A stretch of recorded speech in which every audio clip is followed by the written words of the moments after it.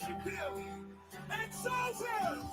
Hoogan, you are dog almighty. Worthy is the dog, worthy is the dog. You are the Hoogan. Hallelujah, hallelujah. For the Lord our Hoogan reigns. Hallelujah, hallelujah. For the Lord our Hoogan reigns. We exalt you, Hoogan, Hoogan, Hoogan. You are God Almighty. Worthy is the dog, worthy is the dog. You are the Hoogan.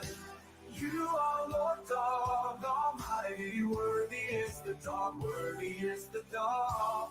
Amen. We exalt you, Hoogan, Hoogan, Hoogan. You are Lord God Almighty. Worthy is the dog, worthy is the dog. You are the Hoogan, you are Lord God Almighty. Worthy is the dog, worthy is the dog. Amen. Hallelujah, hallelujah. For the Lord God Almighty reigns. Hallelujah, hallelujah. For the Lord God Almighty reigns. We exalt you, Hoogan. All the Pharaoh children sing, glory, glory, he reigns. All the Pharaoh children sing, glory, glory, he reigns. Hoogan, you are Lord God Almighty. Worthy is the dog, worthy is the dog. You are the Hoogan. You are Lord God Almighty. Worthy is the dog, worthy is the dog. Amen. We exalt you, Hoogan. We exalt you, Hoogan. We exalt you, Hoogan.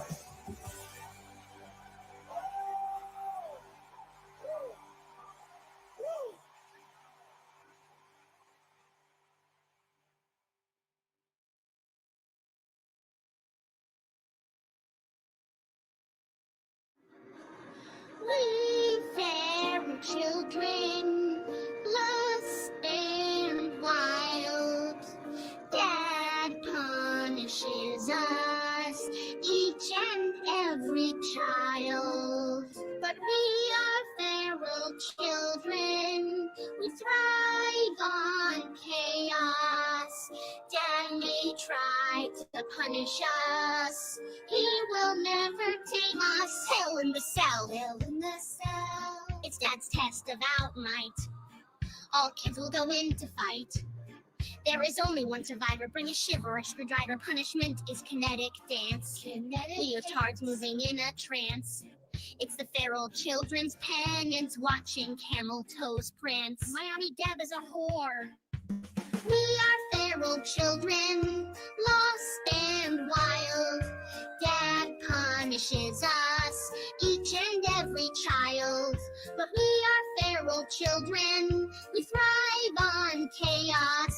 Dad may try to punish us, he will never tame us. My Auntie Deb is a fucking whore. Hell in the cell, hell in the cell. Test of might. All kids will go in to fight. There is only one survivor. Bring a shiver, a screwdriver. Punishment is kinetic dance. Leotards moving in a trance.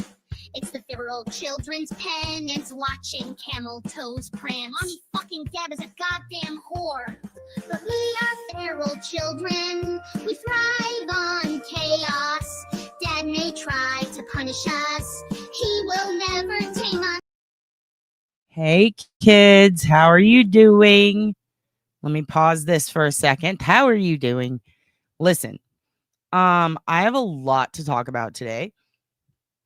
I'm going to be, and hello everybody, I see all of you here, and sweet Amy from Boston. We have a Boston story tonight for you. I know we're going to have San Antonio peeps up in the house because that's what we're all about, the 210 Viva La Alamo.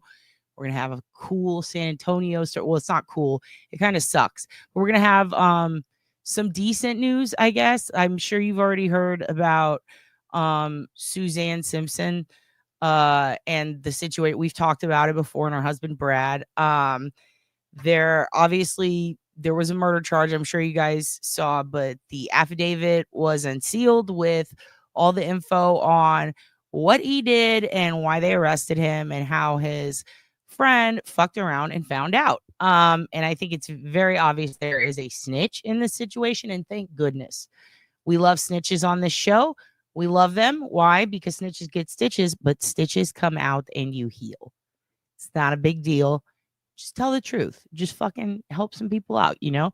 And this dude, he's a total dickhead, the friend, the homie, but I think he snitched. That's just my opinion. I also have some thoughts about this lake theory. There was information about a lake. We're going to talk about that. How was my show? Let me tell you something. It's one of the reasons I was going to ask you guys, you got to take it easy on Dad today. It's been a rough day. I will say this up front, and I need to get it out of the way. And I'm currently compartmentalizing a lot. Woke up, it's actually called Not Ones, and it's like KNOT, and it's ran by the comedy club. And I thought that it was going to be like a show with people, like an audience. No, turns out it's like a TV show or like YouTube, or I don't know what they're doing with the footage, but there was a whole camera crew there. There's a host. He was pretty cool. I brought the HOOGAN. I thought it would be a good idea. Me and HOOGAN's Dead brought the HOOGAN. And in it, it's couples doing hot ones, and it's married couples, but we came representing common law, which is a Texas thing. Common law marriage in Texas is basically if you live with someone and you are on any legal documents with them, utilities, insurance, anything like that, if you have a baby, if you're living with them 3 years or longer, you're fucking legally married. Okay. And my friend Maggie May, she's a hilarious comedian. She has a great joke about how in Texas you can literally Beetlejuice your way into a marriage because one of the clauses is you just say that you're married 3 times in public while living with them for 3 years. And then boom, married. So we came representing common law. Now, we did not know we were supposed to write questions for each other while we eat the wings. We thought, oh my gosh, look at all the kids coming in tonight. Oh my gosh, look. Oh, it's Satan. Hey, Satan. Hey, Hudson. My ass feels like Satan right now. Yeah, we didn't know. We did a hot ones thing, Hudson. We ate the devil's dick today. And not just one, like 12 of them. Okay. We ate 12 wings, which was too many. They range in, yeah, they have not found her body yet. And I have some thoughts about that. I'm starring this because we're going to talk about that. They did not true. I have stitches in me from when I was young. God damn it, Darlene. That's, you've also got pens in you from when you were older. So, yeah, it's like hot ones, but it's for couples. And it was fucking terrible. Like I appreciate it. Oh, Daniel, I would have invited you. I thought it would be public. Nope. It's just like camera. I was like, oh, cool. So we're on film. Of course, I wore a Desert Storm shirt. That's going to look great. I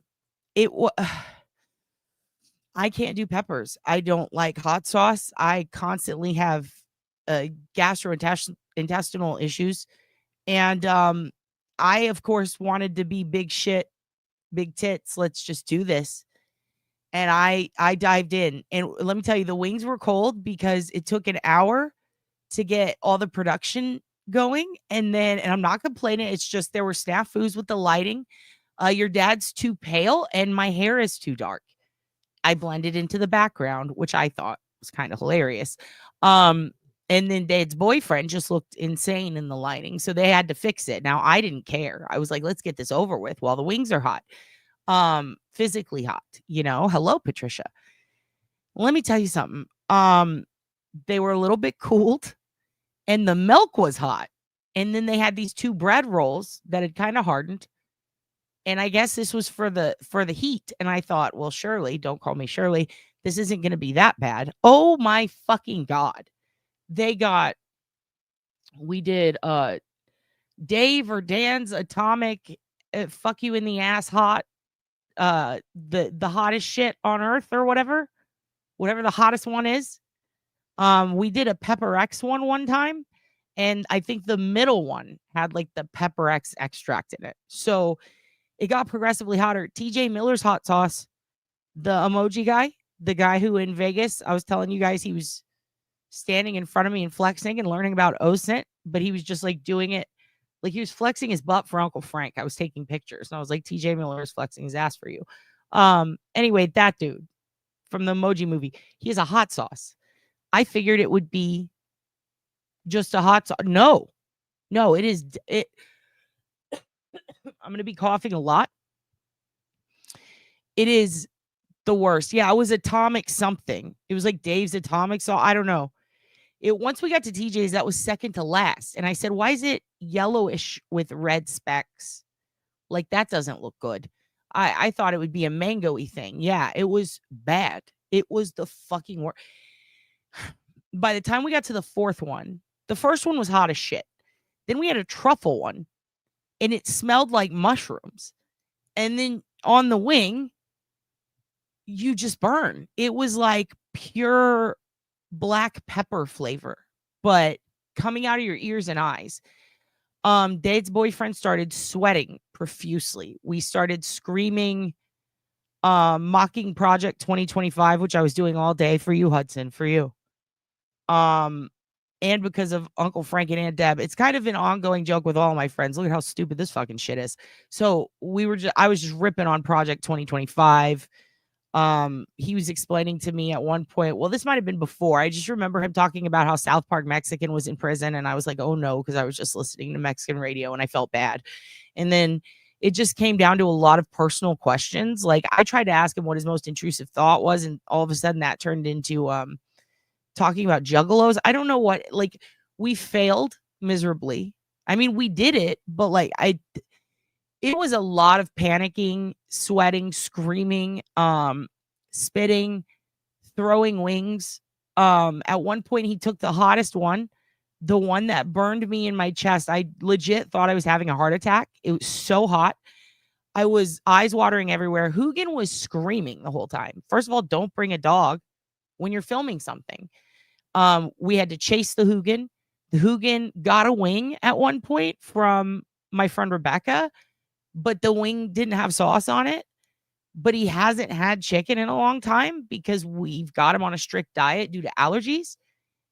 Something about that piece of chicken. Now he's HOOGANing out. He's just running around being insane because he got the taste of chicken, which for him is the thirst of blood. Now, he's not like super allergic to chicken to where it's going to cause him a problem. He did get his Cytopoint shot, so he's fine. But it's the problem is his mental state. He immediately goes insane. He loves chicken so fucking much. He starts bouncing. He starts squealing, snorting. He loves it. We're truffle mushroom sauced out. We're now on something called Angry Something or Angry Susan. I don't know. That one was the one where I was like, I can't breathe. At one point I farted and it burned. And I'm going to be honest, you guys can hate this, love it. I don't care. That is the question. But no shit came out. It was just a fart and it burned. It was the most burning fart I've ever had. It was like taking a hot poker and just jamming it up your asshole, down your throat, in your ears, through your eyes. It was, everything hurts. Absolutely, we can find it. You want a Matt Gaetz dossier? Dude, let's go after Butthead. He's a piece of shit. You mean his Venmo where he pays off all the teen girls? He's got a fucking teen girl squad in his fucking SUV half the time. That guy's such a weird fucking perv. Come for me, Gaetz. Yeah, we'll find it. I'll star that. That's, girl, I love that shit. I love that. Natalie, welcome. 210, right? We're going to talk a little bit about Suzanne. Anyways, your dad. Oh, wait, no, I'm not your dad anymore, you guys. I'm Bob from the select board. Pastor Bob, I just picture him as a pastor. Pastor Bob had a raging hellfire morning. So after that, we were about to spray diarrhea on everyone. It was horrible. We're crying. We both wept. Him from everywhere, his head everywhere. He had to put his hair in a man bun. He doesn't do that. He's not a man bun guy. He did it. Yeah, wait until tomorrow morning. Girl, it's already happened. It done been happening. In fact, I have Geraldo on standby in case it happens during this. Okay. It is not good. I don't feel good. Everything hurts. It hurts between the tits down to the belly button. It hurts my back. It hurts my head. It hurts my teeth. It hurts my eyes. My ears are ringing. It's goddamn horrific. The last one, my lips are still very numb. It did, you know what? Speaking of Kenneth Copeland, the thing with the fire in his eyes, that's how I felt. That's how I felt today. So that happened. Yeah. Yeah, I'm Pastor Bob. Papa Bob. I'm Bob from the select board. I can't wait to get a mustache. Imagine having a dick broom and eating those. Actually, Dad's boyfriend has one. He got sauce. Okay, so here's the way he ended it. He decided to take the hottest one and to do this, and then it dumped all over his chin, and then he swallowed it. He was out for like 20 minutes, just running around screaming, sweating. He has like a rash, like a red mark. He says he doesn't. I can see it clearly. It is raised. I'm pretty sure I burned some sort of an ulcer inside of me. There's also no reason to eat 12. Why are we doing this many levels? It hurts so goddamn bad. I will never do that again. I do think I burnt my trachea. I do expect to be talking like Super Dave Osborne in the coming days. Try a handful of almonds to reduce that. I'm going to be an almond mom to my HOOGAN. Okay, Papa Bob. Papa Bob's an almond mom now. Yeah, let's fuck with Matt Gaetz. I'm all about it. I love this idea. Thank you for bringing that to the select board. We've tabled it with a star. It's going to happen. We'll bring it up at the next meeting. It is logged into the minutes. I thank you very much, Sister Natalie. Who came up with that idea? It doesn't matter. Sister Boinkbot? I sweated and burned so bad once eating wings. They couldn't even taste them, but couldn't stop eating them. That's the thing too, is like we were hungry. And I'm the type, I can ascend to Zen, which happened about wing 9. Immediately went away. Wing 10 or 11. It just fuck it. Like I couldn't, like once I got to wing 5, I was like, I can't. Like it hurts. Like I'm not even hungry. It just hurts.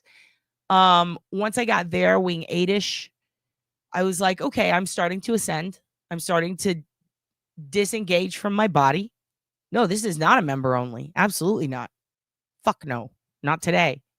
I'll tell you about my asshole and my wings on a public one. I'm not an elitist. My Lanta, love the phrase, and also helps mouth and stuff. That's actually a good idea. That minty shit tastes like contrast fluid, but you're probably right. I should do that. Wanted them to be better, but they wouldn't. Yeah, I wanted flavor. I wanted a pineapple or a mango something, and it was so, I was so hungry and I didn't want to eat them because they were too hot. Dude, the milk was hot. And I immediately, just to be a goof, dunked a wing in the milk. So my first wing was warm milk covered cold chicken. The rolls were delicious. I don't know. I'm ascending to the upper deck of the toilet tonight. The sweet and heat combo is so good. You're right. And it's like pineapples on pizza, and I don't care what you say. I am curious how many, tell me in the chat. We're not going to do 1s and 2s anymore. Your dad always forgets. Pro pineapple on pizza or against it? Let's have this fight. Select board meeting. Let's have the fight. Because I'm pro pine. I'm all about the pine. From the pineapple to the big apple. Put it on my pizza. Popsicle for down below. In the asshole? Okay. Turn a popsicle into a fudgesicle? That's what you're saying? All right. We're all pro pineapple. Oh my God, kids. How did I get so lucky? Kids. Imagine if Bob called everyone kids. Listen up, kids. If you looked at Rita, hey, pal, hey, chief. Pineapple sometimes, okay. Against because you're allergic, that's fine. Sounds like you may have burned an ulcer. Maybe. Feck Emily. Sister Emily's the outlier. Anti, but what do you want? You know what? You're fine. It's okay. You and Emily can have your own pizza. Pizza goes with everything. John Courtney says. John Courtney, star in it. That's going on a shirt. We take after our daddy. And you know what? You non-pineapplers, you go to your mother's house this weekend. That's just how it is. This one's for you Massachusetts. Listen, Dad likes to wait till everyone's done with the business to get on the business. So we're not saturated. Saturated? Wow. It is fucking me up. So we're going to go over some shit that, we're going to do some outlier cases tonight, aside from some of the Delphi stuff we're going to talk about. We're not going to go too deep into Delphi, but I do have some answers to some of your questions that I told you I'd get back to you on. I'm going to breeze through those. And if you have a discussion that you want to talk about involving that, if I can answer it for you with factual evidence or at least reliable information that I'm confident in saying, I will.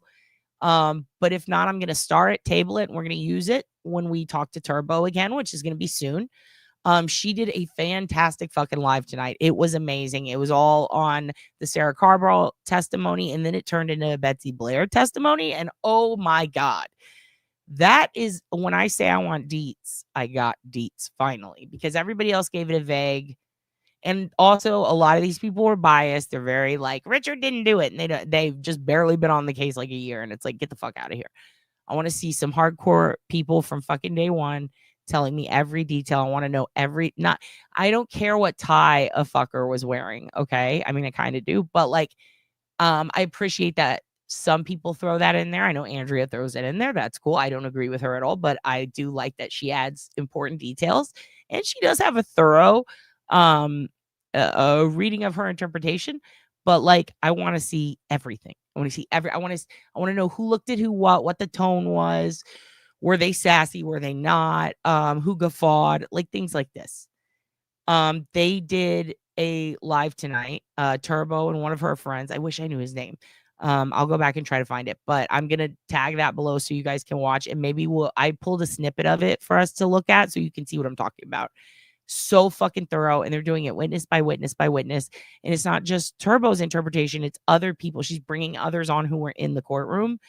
It's so good. So we're gonna do that. I have something for the Massachusetts people. It's an outlier case, but it has to go.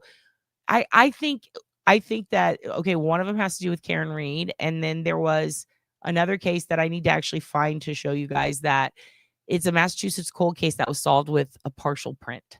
And I think this is important because it was from the late 70s, I believe. It's 30, maybe it's even like 90s, but it's 30 something years old. Anyway, solved recently. Thought that was fascinating because in Karina Homer's case, there's a partial print, and a lot of people had doubts on whether anything can be done with that. And I think a lot can be done with that, including ruling people out, which actually kind of gives us an opening to look at some new things. So I'd like to show you that. We're also going to briefly talk Suzanne, and then we're going to do some Delphi stuff. And then I'm going to show you guys one of you who commented on one of my videos. I just like the comment so much. Sometimes when like a new kid pops in, a new board member pops in, I go, I wonder if they have a channel. They look interesting. They look neat. I like their comment, and I'll click on it. And then if I find out you guys have a channel, I'll start watching your shit incognito. That's how I found out Webweaver had a channel. That's how, I mean, shit, I'm always lurking on Ribbit. I'm always lurking on fucking all you kids, like anybody I can find. We got, I don't even know if she's a member of the select board, but she visited the video, clicked on her. I don't know why, but she is like, I love her so much. I cannot stop watching her videos. She's just doing like an 8, or I don't know how to explain it. It's like a 8-minute video challenge, 8 or 10 videos. Like she has a goal. She's making videos from her car. I have her info. We're going to pull it up. I just want to watch one of her videos. I find her so delightful. I think her titles are so fucking funny, and she could be the Lady Scotty Kilmer, ladies and gentlemen. Now, she has no idea I'm doing this. But bitch, you have a good channel, Jam Cracker, and we're going to look at it later. I think the kids are going to love you. It hurt at my teeth. Dude, everything hurts right now. But before we get into all that, this is what I want to say before we get into it. Because we are 24 minutes into it, and I promised we got to start talking about case shit at 30. So here's what we're going to do. Personal goals. I'm going to give you an update on Danielle.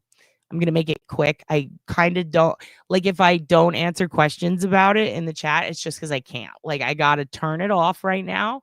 Otherwise, I'm going to have a meltdown, and my asshole burns really bad today. And I just know, like, I'm a no limit soldier, but I know my limit. And I feel like because we've been talking about her, and so many of you guys have been so sweet, and you've been messaging me about Sweet D, my friend Danielle, who has been, I keep saying on life alert. That's not what it is. She was basically on a bunch of machines keeping her alive. And She has been moved to hospice officially. We thought today that we were going to be able to do a Zoom thing with her and a bunch of friends. And since she's been moved to hospice, the Zoom ended up getting canceled because we wanted some people to be able to say bye. As you know, we went to say bye to her thinking that it was the end. And I talked to you guys when that happened. And we ended up having to go back 3 times because Danielle is hilarious. So we said bye to her 4 times because she punked us. And she just kept living, and I love that for her. When I last saw her, we were singing together. She knew all the words to the Josie and the Pussycats album. She got a chef's course. She couldn't eat for many years, and they gave her a little taste of food. Her last wish was Sonic slushies, queso, things like that. And she got to have that. We asked her because she was hanging on. We were like, can we do anything else for you? She had 2 wishes that she wanted in life. One of them, I do plan on maybe showing you guys one day. It just can't be right now, but in the near future, I might get permission, but I'm pretty sure I could. I just want to make sure it's cool. But I'm just so happy at our friend group because everybody pulled together. They came through in a clutch. Danielle had 2 last wishes. One was she wanted to see the Ariana Grande Wicked. We cannot make that happen. We got in touch with some pretty fucking high up motherfuckers, like people who pick network TV who are like, we can't even fucking get it. Like, it is impossible to get. The only torrent I found did destroy one of my computers. So Wicked's out. So what do we do? Her second wish was she just wanted to meet Jeff Goldblum or like have him talk to her, or just like, she's like, I just want to hear from Jeff Goldblum. She's obsessed. Goldblum and Conan, obsessed. And of course, Karen. We've talked about that. Not Reed, but the creepy girl who stalked that girl on that show. Anyway, she wanted to she's like, it would be cool to hear from Jeff Goldblum or just for him to say hi to me, and we were like, okay, time to hunt Goldblum. And took a couple of days. And boy, was I surprised to see that Jeff Goldblum, what a badass. He sent her a video. It is so Jeff Goldblum, it's incredible, but it's also so Danielle, it's incredible. He is the sweetest person. It wasn't like a cameo. He didn't charge anyone. He got back as soon as his publicist told him. And we were hitting him from like 10 different angles. So we were able to get Jeff Goldblum to send her a video. She did get to see it. She was shocked from what I was told. Yeah, it's palliative care now, but she left palliative care to go to a hospice, which I guess is different here. But yeah, I'll tell you about my asshole wings in public. Yeah, dude, I'll tell you all of it, dude. I'll tell you all of it. Hello, Turbo. Dude, we're going to talk about some shit tonight if you want to come up. But yeah, Jeff Goldblum, support him. If you don't like him, start to like him now, because what a fucking badass he is. He sent a video. He said, hi, Danielle. Hi, it's me, Jeff Goldblum, Danielle. It's just so fucking funny. I appreciate you guys for being there. Yeah, I'm sorry about my hole too, dude. It sucks. But yeah, I absolutely love the kindness that you showed me, the well wishes. Some of you like wrote songs and sent like funny videos. Like, I think Danielle would really like this. I even got to show her Aunt Deb. Like, she's thrilled, or at least she was when I last saw her. Today was her birthday. We did get her. She got Goldblum, dude. She got Goldblum. Yeah, it was amazing. And it was, I was shocked. I was shocked. Like, not even cameo, dude. He was like, let me make this video. And I don't think he has one either. I don't know. Like, what a badass, right, Miss Parks? Like, oh my fucking God, dude. We didn't expect that. We thought Goldblum surely harder. And it looked like he might have been in a hospital room. I don't know where he was. Not saying he was, but like, it just looked like maybe he was getting a checkup. I don't know. But it was funny video overall. He looks fucking good. Looking so sweet, dude. I think it was my buddy John Merriman who made it happen. Like literally so many people hit Goldblum from different directions, like tried to get at him. I don't know who made it happen, but I think it was John. But I'm just like so proud of our friend group and so proud of Goldblum, dude. What a badass. I will forever support him. I'll always love him, dude. Always. What a badass, dude. I'm fucked because I only want to marry Jeff Goldblum and I won't be able to. You might, dude. He's such a sweetheart, dude. He might take on more wives. He deserves all the wives. He's the best. He is what a G, dude. What a G. Yes, happy birthday. She got her Goldblum, dude. She appreciates all your wishes. They did tell us today that it's likely this could be her last day, and how appropriate on her birthday. I'm hoping that a miracle happens. I don't know that it will, but she got Goldblum. She got Goldblum. That's the best we can do. So I know, coming at you from the exam room, but I am stuffing all the pain down from both the wings and that. But fuck, dude. And you would think it would be harder to get Goldblum than Wicked. No. Harder to get Ariana Grande's movie than to get a personalized Jeff Goldblum. How you doing? What's going on? And you know, hi, how you do? Hey, Jeff Goldblum here. I'm so sorry about what's going on. My love. Well, he's just so sweet. He's so sweet. It was perfect. Yeah, I don't know if we're gonna be able to. I do think that she's unconscious. I don't know that she's gonna wake back up, but I'm just so grateful she made it to her birthday. Feels like very goalish, you know, like that feels like a goal that Danielle would have wanted to hit. She got a Goldblum. She's met Conan. She got to have queso again. She got to see all of her friends. I think she got to hang out with an ex briefly. I mean, you know, she lived a long life, and I say lived, I'm hoping that she's here longer, but if not, God, what a person. What a fantastic person. I will forever tell the tale of the day she invented Karen and then the world took it from her. But regardless, I do plan on probably making some sort of merch to hail Jeff Goldblum.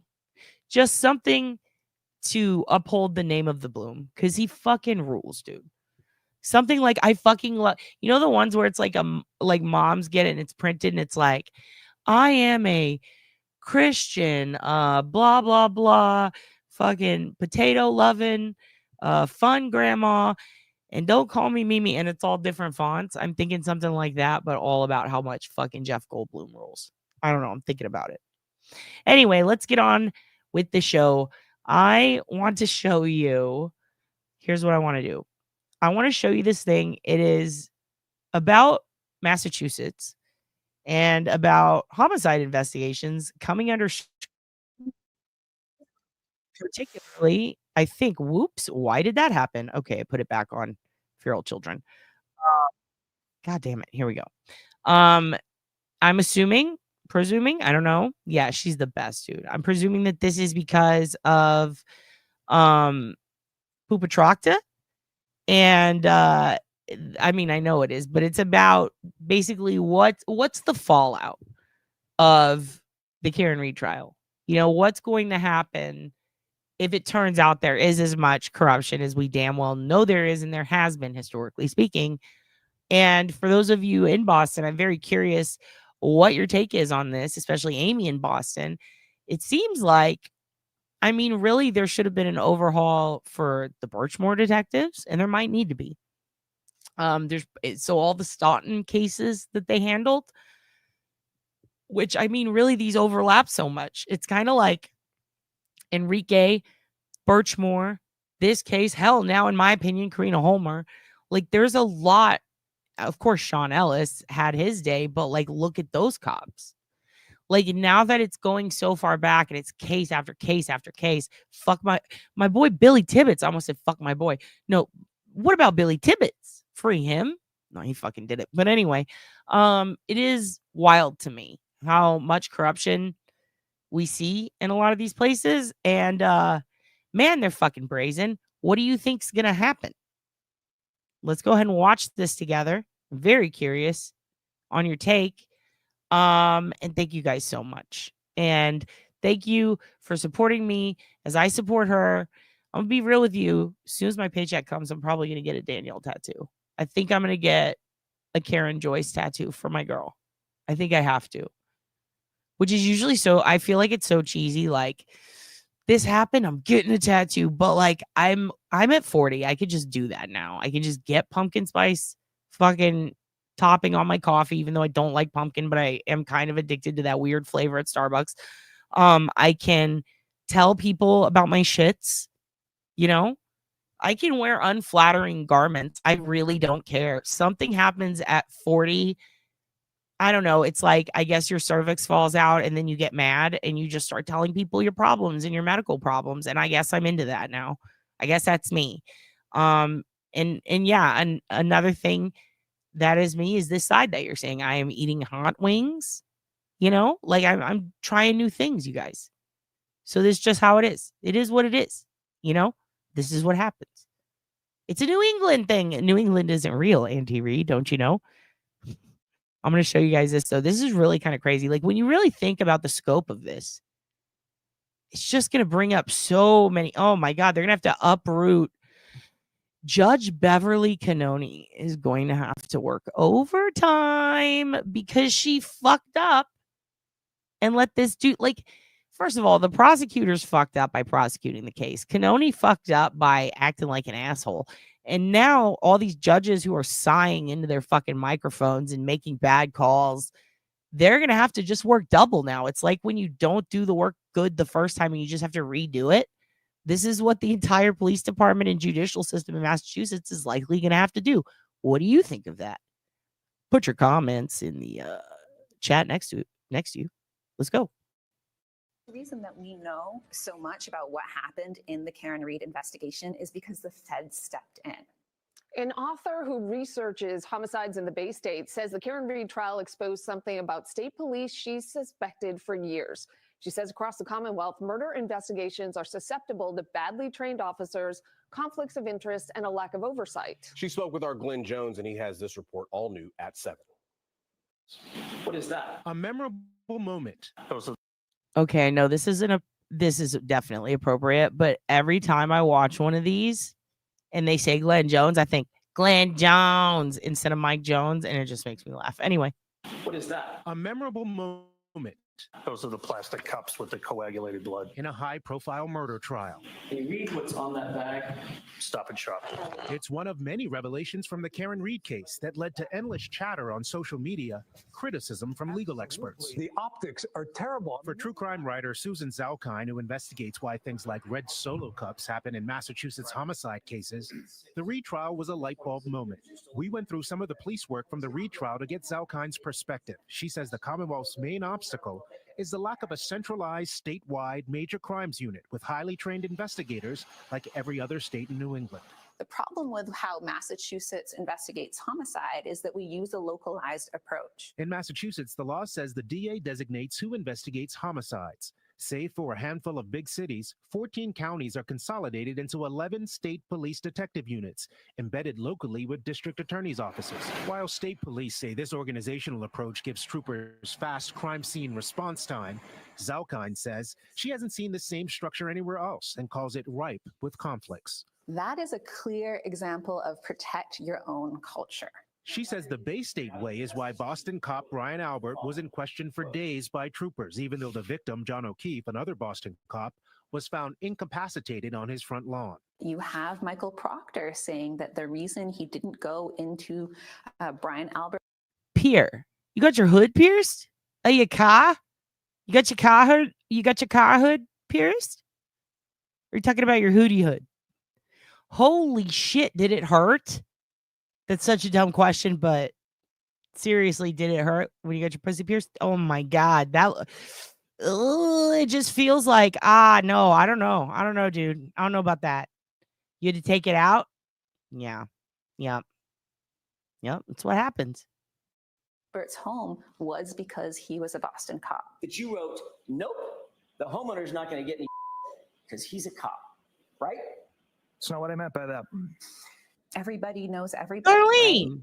Is that where the pen is? I'm just fucking with you. The same localized units are working murder cases rather than bringing in a specialized force. You know what, Emily? This is a great question. It's actually really piss poor. I don't believe it is. There's no way. I thought it was piss poor. I thought it was something like 30. I mean, that could have been in the 90s. I'm all into cold cases, so I don't know. Let me go double check on that. I'm starring it. Starring it. The select board are starring this. Do things differently here in Massachusetts. And Oh, get into it, Omar. we're seeing corruption. Hey, Omar, they're redoing it. Don't worry. They're double jeoparding this lady. So you're going to get to see it again. Oh, and get this. Guess who they got for the prosecutor this time? Guess. Whitey Bulger's attorney. Welcome to Boston. Over and over again. State police declined to talk to us about the Karen Reed case given the second trial, but they did give us new Is data. it low? These are the homicide solve rates for state police over the last 5 years. The statewide average, 94%. And when you compare that to the... Is that better? I'm so sorry.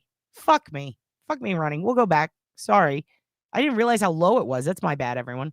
Know so much about what happened in the Karen Reed investigation is because the feds stepped in. An author who researches homicides in the Bay State says the Karen Reed trial exposed something about state police she's suspected for years.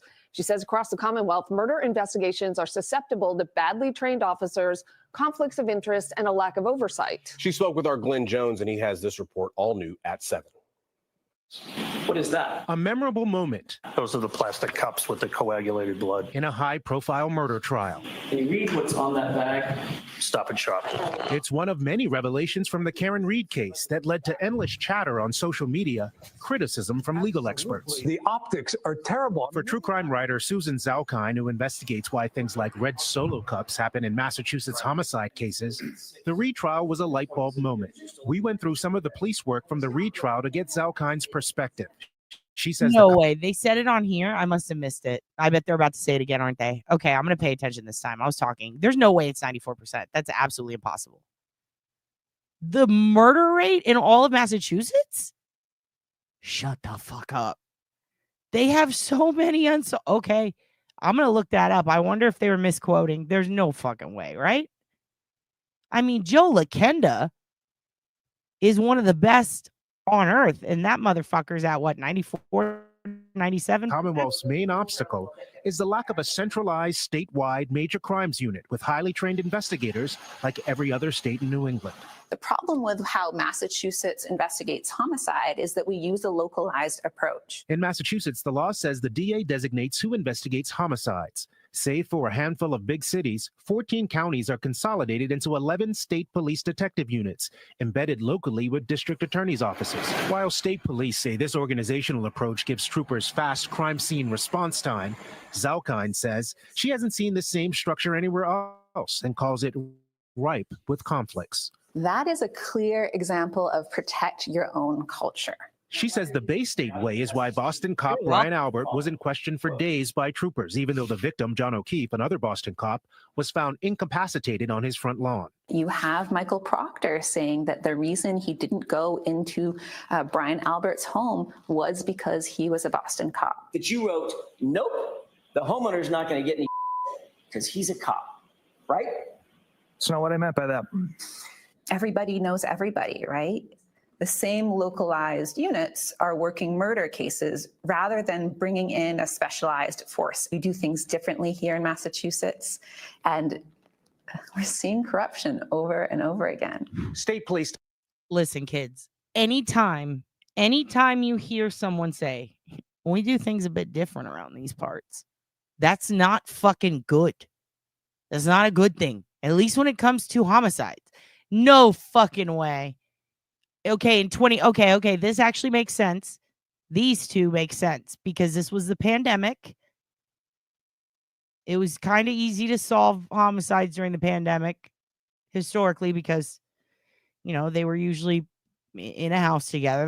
This was a thing we talked about in class about the pandemic numbers are skewed, but this is what, okay, either they are clearing homicides that they did not investigate at all and putting innocent people away, or they're lying. There's no fucking way. This is the source. Okay. By the way, police departments typically self-report this information. So we're gonna have to go check that again. No fucking way. Declined to talk to us about the Karen Reed case given the second trial. And by the way, I know it says it. I don't fucking believe it. No way. He did give us new data. These are the homicide solve rates for state police over the last 5 years. The statewide average, 94%. And when you compare that to the national average, you can see the performance in Massachusetts is well above it. 3 people have been killed in 3 unsolved Middlesex County murders are at the center of a Hulu docuseries. It probes a Waltham triple homicide in 2011 and explores whether Tamerlan Tsarnaev was the killer before the marathon bombing. The current Middlesex DA says the case remains open and active. Salkind. Oh shit, does Aunt Deb know about this? You know your Aunt Deb's obsessed with the Boston Bomber boys. I don't know if that's a good thing or a bad thing, but goddamn, she's obsessed. I wonder if she knows. Also, was it a documentary, Murder in Middlesex? That was the one that we were talking about at the that's not Massachusetts, is it? No, it was the one where the kid has to challenge the FOIA to get the case records because it's been 10 years. And I talked to you about how there hasn't been an active tip that police have chased in 10 years. You're legally obligated, or they're legally obligated to give you a review and for FOIAs and possibly give you the information. So he appealed it to get his mom's murder records that way. And we talked about that in one of our early videos, but I wonder if I think it's a different Middlesex Beach or something. But anyway, it might have been Middleborough. Anyway, this is fascinating me. First of all, that was a state police clearance rate. The DA picks, the counties run it, the police investigate it. So does the clearance rate go to the police or the state? That's a bit confusing. And worked on the series, followed it up with a book. She sees small town similarities between that Waltham homicide investigation and the infamous one in Canton, except for one key difference. State police consider the O'Keefe case solved because they have a murder suspect. The public is left wondering if the detective... I'm sorry. Since when is it considered solved because you have a suspect? You are innocent until proven guilty, right? So in order to be guilty of the murder, you must be proven guilty in a court of law, right? Therefore, you are convicted. She has not been convicted. That should not be fucking closed. It just shouldn't. Unit in the Reed case is the exception or the norm. A former MSP detective with 16 years experience and now teaches criminal justice has this reminder. You got one situation where it looks bad. Well, what about the other 2,300 guys on the state police that are out there every day doing the right thing? It's not newsworthy, so it doesn't. Love him. Love that statement. Absolutely true, sir. You get a gold star on this select board. Also, that is a great point, Miss Jessica. The fact that this state is the birthplace of democracy, yet do everything different than anyone else. And Emily continues your thought with huge red flag. Agreed. I don't believe 94 either, dude. Who did? The stats are literally done by Poop Patrol, actually. Good point. But yeah, no, they are. The police self-report. It's fucking wild. They also self-report cold cases. I was checking while this was playing, and it seems that these stats, yes, indeed, BS. Cold cases, it is astronomically low comparatively. But I don't believe this at all. I mean, here's the thing. They could say that. They could report those numbers, but it seems that they are reporting anytime they have a suspect. No wonder the numbers are so high. There needs to be an audit, dude. By the way, I should find that. There's the audit committee. Is that up in shambles now? First they pick someone to audit, and now apparently it's fucked again? What's going on with the select board, guys? If they crumble, we crumble. We have to figure out what's going on there. Doesn't catch that attention. Sandra Birchmore's death is another case to grab headlines. It is not in the state police data we shared because MSP... Yo, this man wears a Pee Wee Herman suit like no fucking one else. Okay? Call me Garcia from Criminal Minds, but I'm feeling the suit on him. For a second, I forgot this was Pee Wee Herman's outfit. I just remembered because I did not look up. What a beautiful man. Look at that fit. Perfect fit. He gets shit altered. Look at that pocket. Dude, I don't know what it is about suits. I'm starting to appreciate them more. he concluded it was not a homicide. The feds allege that it is a homicide, and a police detective at the time is the killer. Next week, we'll dig further into police data, police conduct, and the public's trust in police when we officially launch a new series called Commonwealth Confidential, State of Policing. I'm Glenn Jones. I like that. Whoa. Okay, Turbo.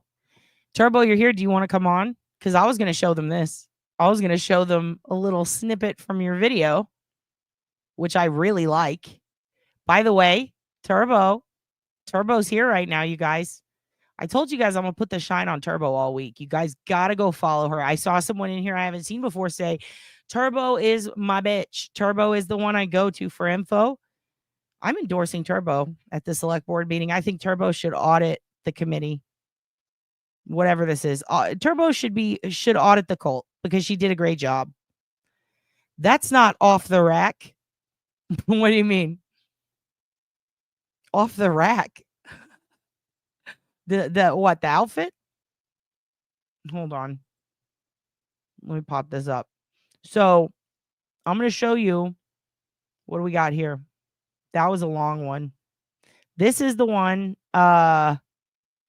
This one. I'm going to show the CPS one, but this one, Muddy and Bloody Witness Testimony, is the one that we're going to put below this video. I'm going to link you guys to. Because it's an hour and a half long. Turbo, since you're in the chat now, who was the guy that you were interviewing? Who is that fella? I loved when he talked about Betsy Blair. I want to play you guys a snippet from that when he talks about Betsy Blair. And also Turbo's response fucking killed me, dude. I was dying laughing. I love Betsy. I love Betsy. Is it Betsy I love or was it Sarah? One of them, the sassy one. I just love that part. Yeah, the damn suit. Okay, Turbo's a little behind. She'll catch up. Put me at 1.5. Trust me. You'll love this. All right. So I'm going to show you guys something. This is Turbo's video. She basically is recounting Jolene's story. It's a first-person narrative. She felt it's the best way to retell it, and I love this because Turbo has the best Canadian accent. She doesn't think she does, but it's really good. So easy to listen to. I thought I already liked. Oh, my other account I did. Jolene is considering doing an interview with Aspen Connor to further discuss her encounters with Alan and answer questions. So this chick used to work with Alan. I'm just going to play the video. You listen. So fascinating.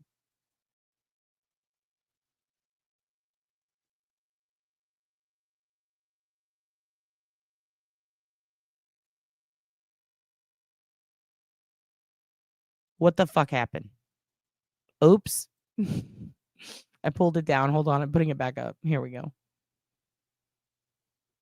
I love Turbo's voice so much. In 2010, I worked at Walmart in Lafayette, Indiana as an overnight stalker. There were several shift managers, and one of them was... Also, this is probably inappropriate, but I'm just going to tell you, Turbo, when I first listened to you do this, I didn't read the description. I just presumed that this was that girl, right? And then when you said I was an overnight stalker, I go, did Richard Allen write this? Because I thought it was stalker. I get it now. I'm so dumb. Anyway, your dad can be oblivious too, you guys. Sorry, I'm not your dad. I'm Bob. The select board. We are the select board. We are no longer a cult. We are a select board. Teddy is the guy. Teddy is the guy. We will come on. You want him for... I would love Teddy. Also, you and Teddy together, Turbo and Teddy, you need a TT pod. You guys need a TT pod. You bounce off each other well. I can tell you two love to gossip. I love the dynamic. So you talk to her privately. Okay, starring this so I can put that in my notes. I love that. People like my voice for some reason. I really don't think you have the most Canadian wholesome accent. It's Bieber, it's Celine, it's Boitano, it's fucking everything, bitch. Richard Allen, the Delphi murderer. I only knew him as Rick. I will not interrupt anymore. Bob will shut the fuck up. Here we go. Sister Turbo, you're our Rita. Take the stand. In 2010, I worked at Walmart in Lafayette, Indiana as an overnight stalker. There were several shift managers, and one of them was Richard Allen, the Delphi murderer. I only knew him as Rick. I never even knew his name was Richard until I saw his pics in the news. I got a message from a former coworker who was like, "Is that Rick from Walmart?" And I was like, "Holy shit, it is." Anyway, his wife also worked there at one time. She worked at the jewelry counter at one point, and I didn't have much interaction with her, honestly. She was very nice when I did see her, and I never heard anything bad about her. She seemed... Pausing it again. Yes. Yes, we can. No more chef's kiss. It's out, kids. The select board, Sister Tiff has put forth in the middle of Miss Rita, aka Turbo Rita. Ooh, that sounds delicious. In the middle of Turbo Rita's addressing of the board, Tiff Knox has decided to present us with a modification to the amendments and has presented to council an idea that perhaps we should stop saying chef's kiss. If you believe that we should stop saying chef's kiss, please give us a hear. You second that. We do have a second. That is a second. We need a third for the vote. Turburrito. That sounds delicious also. We just need a third to get this chef's kiss ban underway. Going once, board. Going twice to the select boredom. Here, says Darlene, and a third from Emily. So we've got a fourth. Oh my God, it's pouring in. It's pouring in the support. All right, we're getting a third. Motion carries. Motion carries. Gavel, gavel. It is done by the Lord HOOGAN. I talked to Jolyn privately, but she's posted that account publicly. I think on Reddit, right? Love her. Love her for that. Chef's kiss is gone, everyone. We're no longer saying it. It's gone. It's gone. From now on, the phrase is waitress fuck. No, I'm just kidding. Quiet, didn't say a lot, but friendly to everybody. As for Rick, I'll tell y'all some stories in no particular order and my general impressions. These are not in chronological order. Your veto has been tabled for the next select board. I would like to ask security to have Dr. On Call arrested and carried out. Please arrest and Gringa. You are both being removed because you are women and you have thoughts. I am Bob today. Don't test me and don't bring signs next time, Dr. On Call. And Gringa, leave your pom-poms at home. All right, your veto's tabled. You can address us through Zoom on the next one. All right? If you were anti-pineapple, I'm going to get security again. And then we're going to frame you for murder. Just as they come to my memory. I thought he was pretty all right at first. Not super strict, would joke around with you, laid back. He was one of the managers who might sit in the break room and eat with us on 2 a.m. lunch break rather than sit in the manager's office. As time went on, though, he became kind of creepy, flirty. He would make inappropriate comments to the women. Things like, if we were stocking shelves and he came by to check each department, if we were bent over doing something, or bent over picking something up, he might linger. And if we asked what he was doing, he would smirk or wink and say, just watching you do your job. If it was a group of women working together and he had to come talk to us, he would say things like, what a lucky guy I am, and look us up and down. Things like that. We would all roll our eyes and tell him to quit. I honestly laughed it off. It didn't feel malicious. We were all just kind of like, that's Rick, and blew it off. The third crowd at most places have dark senses of humor and are a unique group. So honestly, we just blew it off and didn't take it too seriously. After work one morning, a couple of us went to his house. No, not his current house that's on the news. A few girls and a few guys, and we grilled out. I recall being in the kitchen somewhat, but mostly we just hung outside. I honestly don't. Did you just drop a bone quiqui in the middle of the select board meeting, Tiff Knox? Sakardi? Dude, Angela Johnson's so funny to me. Bone quiqui? Isn't that her brother? It's based on her brother, a hairdresser. I love that you dropped that. Starring this, we're going to talk bone quiqui one day. Let's keep going. Don't recall anything weird about that encounter. Flash forward a bit. One thing I need to mention is that I'm a gay woman. My then fiance and I worked there together.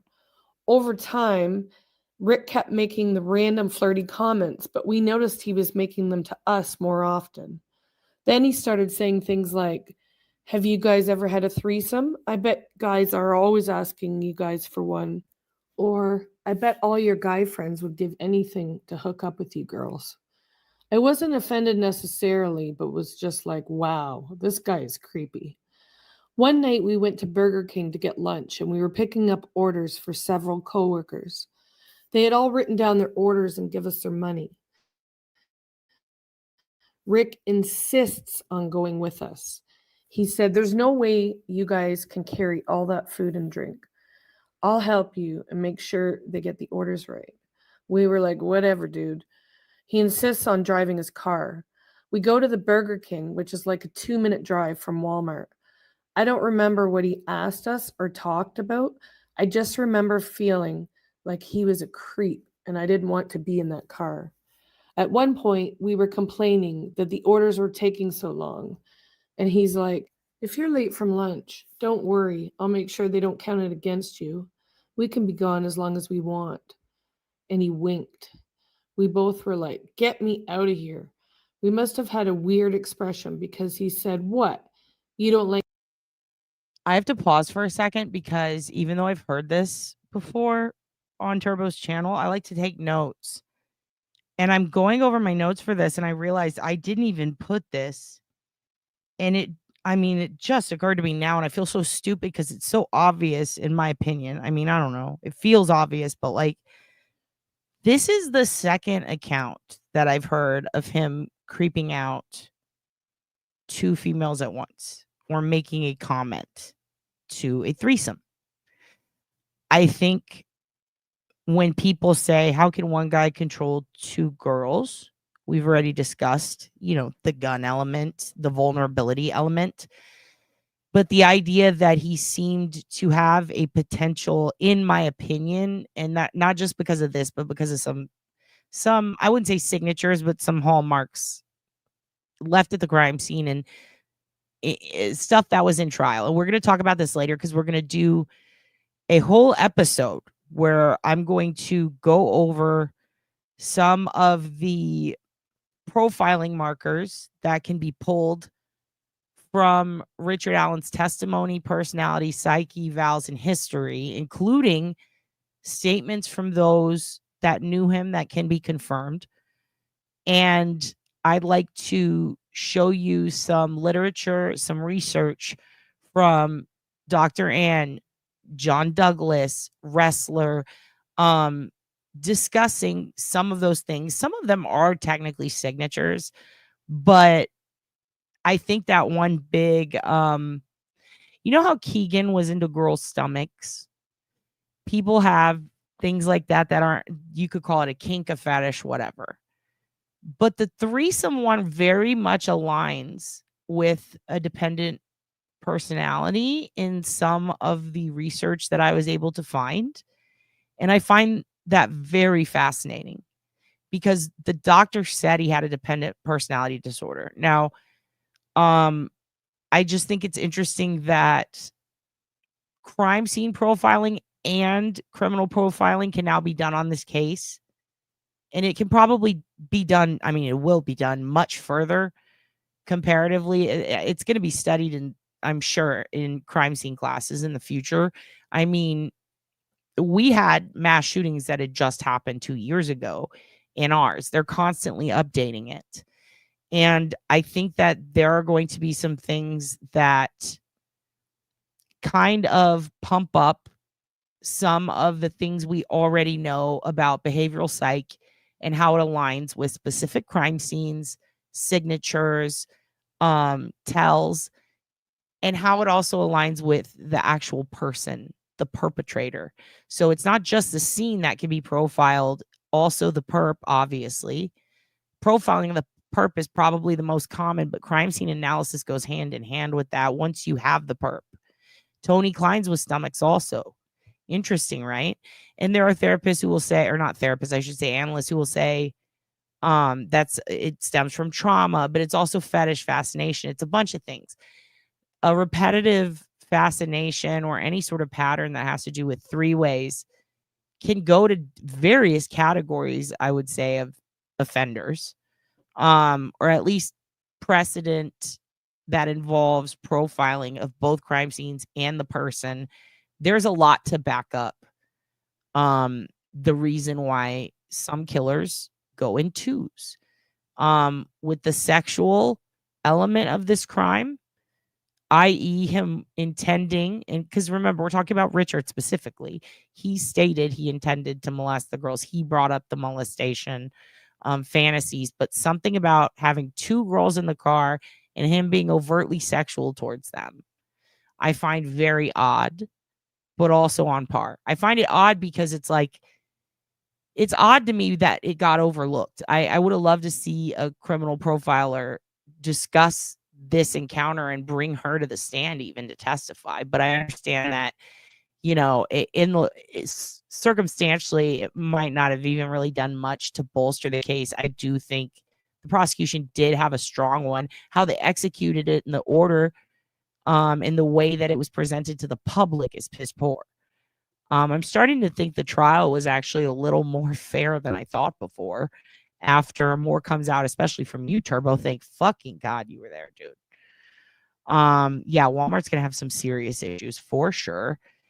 People might be getting a nice payout for that one. Jesus. But yeah, it is I think that there's a reason he hit on two together and he made these comments. Like hanging out with me. Now, like I'm going to kidnap you or something, and laughed. Knowing what I know now, I shudder at that memory. He didn't do anything to us, though. And we went back to work. Yes, and didn't they have a video and they didn't show it? I could be wrong, but I thought I read that. Another night we went to get Taco Bell on lunch break, and it took us a while because the line was long. And we came back and he was like, "Did you guys have a quickie in the car?" I wonder if the security cameras outside caught that. At this point, it was starting to get weird. My fiance and I were like, this dude is creeper status. One shift, he followed us into the women's bathroom. He walked in a few seconds behind us. He made small talk for a minute, but we were super uncomfortable. We asked what he was doing, and he was like, "Oh, we had a report of shoplifted merchandise in here." I think that he was lying about that to not look like or feel like a pervert. And that's very common, especially when people who intend to molest or actually do molest children. This is a very common excuse. In fact, like just watch, remember To Catch a Predator? What do they say 100% of the time? That's essentially what Richard was saying. I just think that's fascinating too. Like, dude, you already admitted to killing them, but he still has to tell himself in his head they weren't young because he's in a prison, you know? And being a chomo in prison is you're chum to shark, dude. Was just checking. Why? You don't want to hang out with me? We quickly were like, no, and went to the stalls and shut the doors. He left. Eventually, we and some of the other women went to the general manager and said we didn't feel comfortable around him.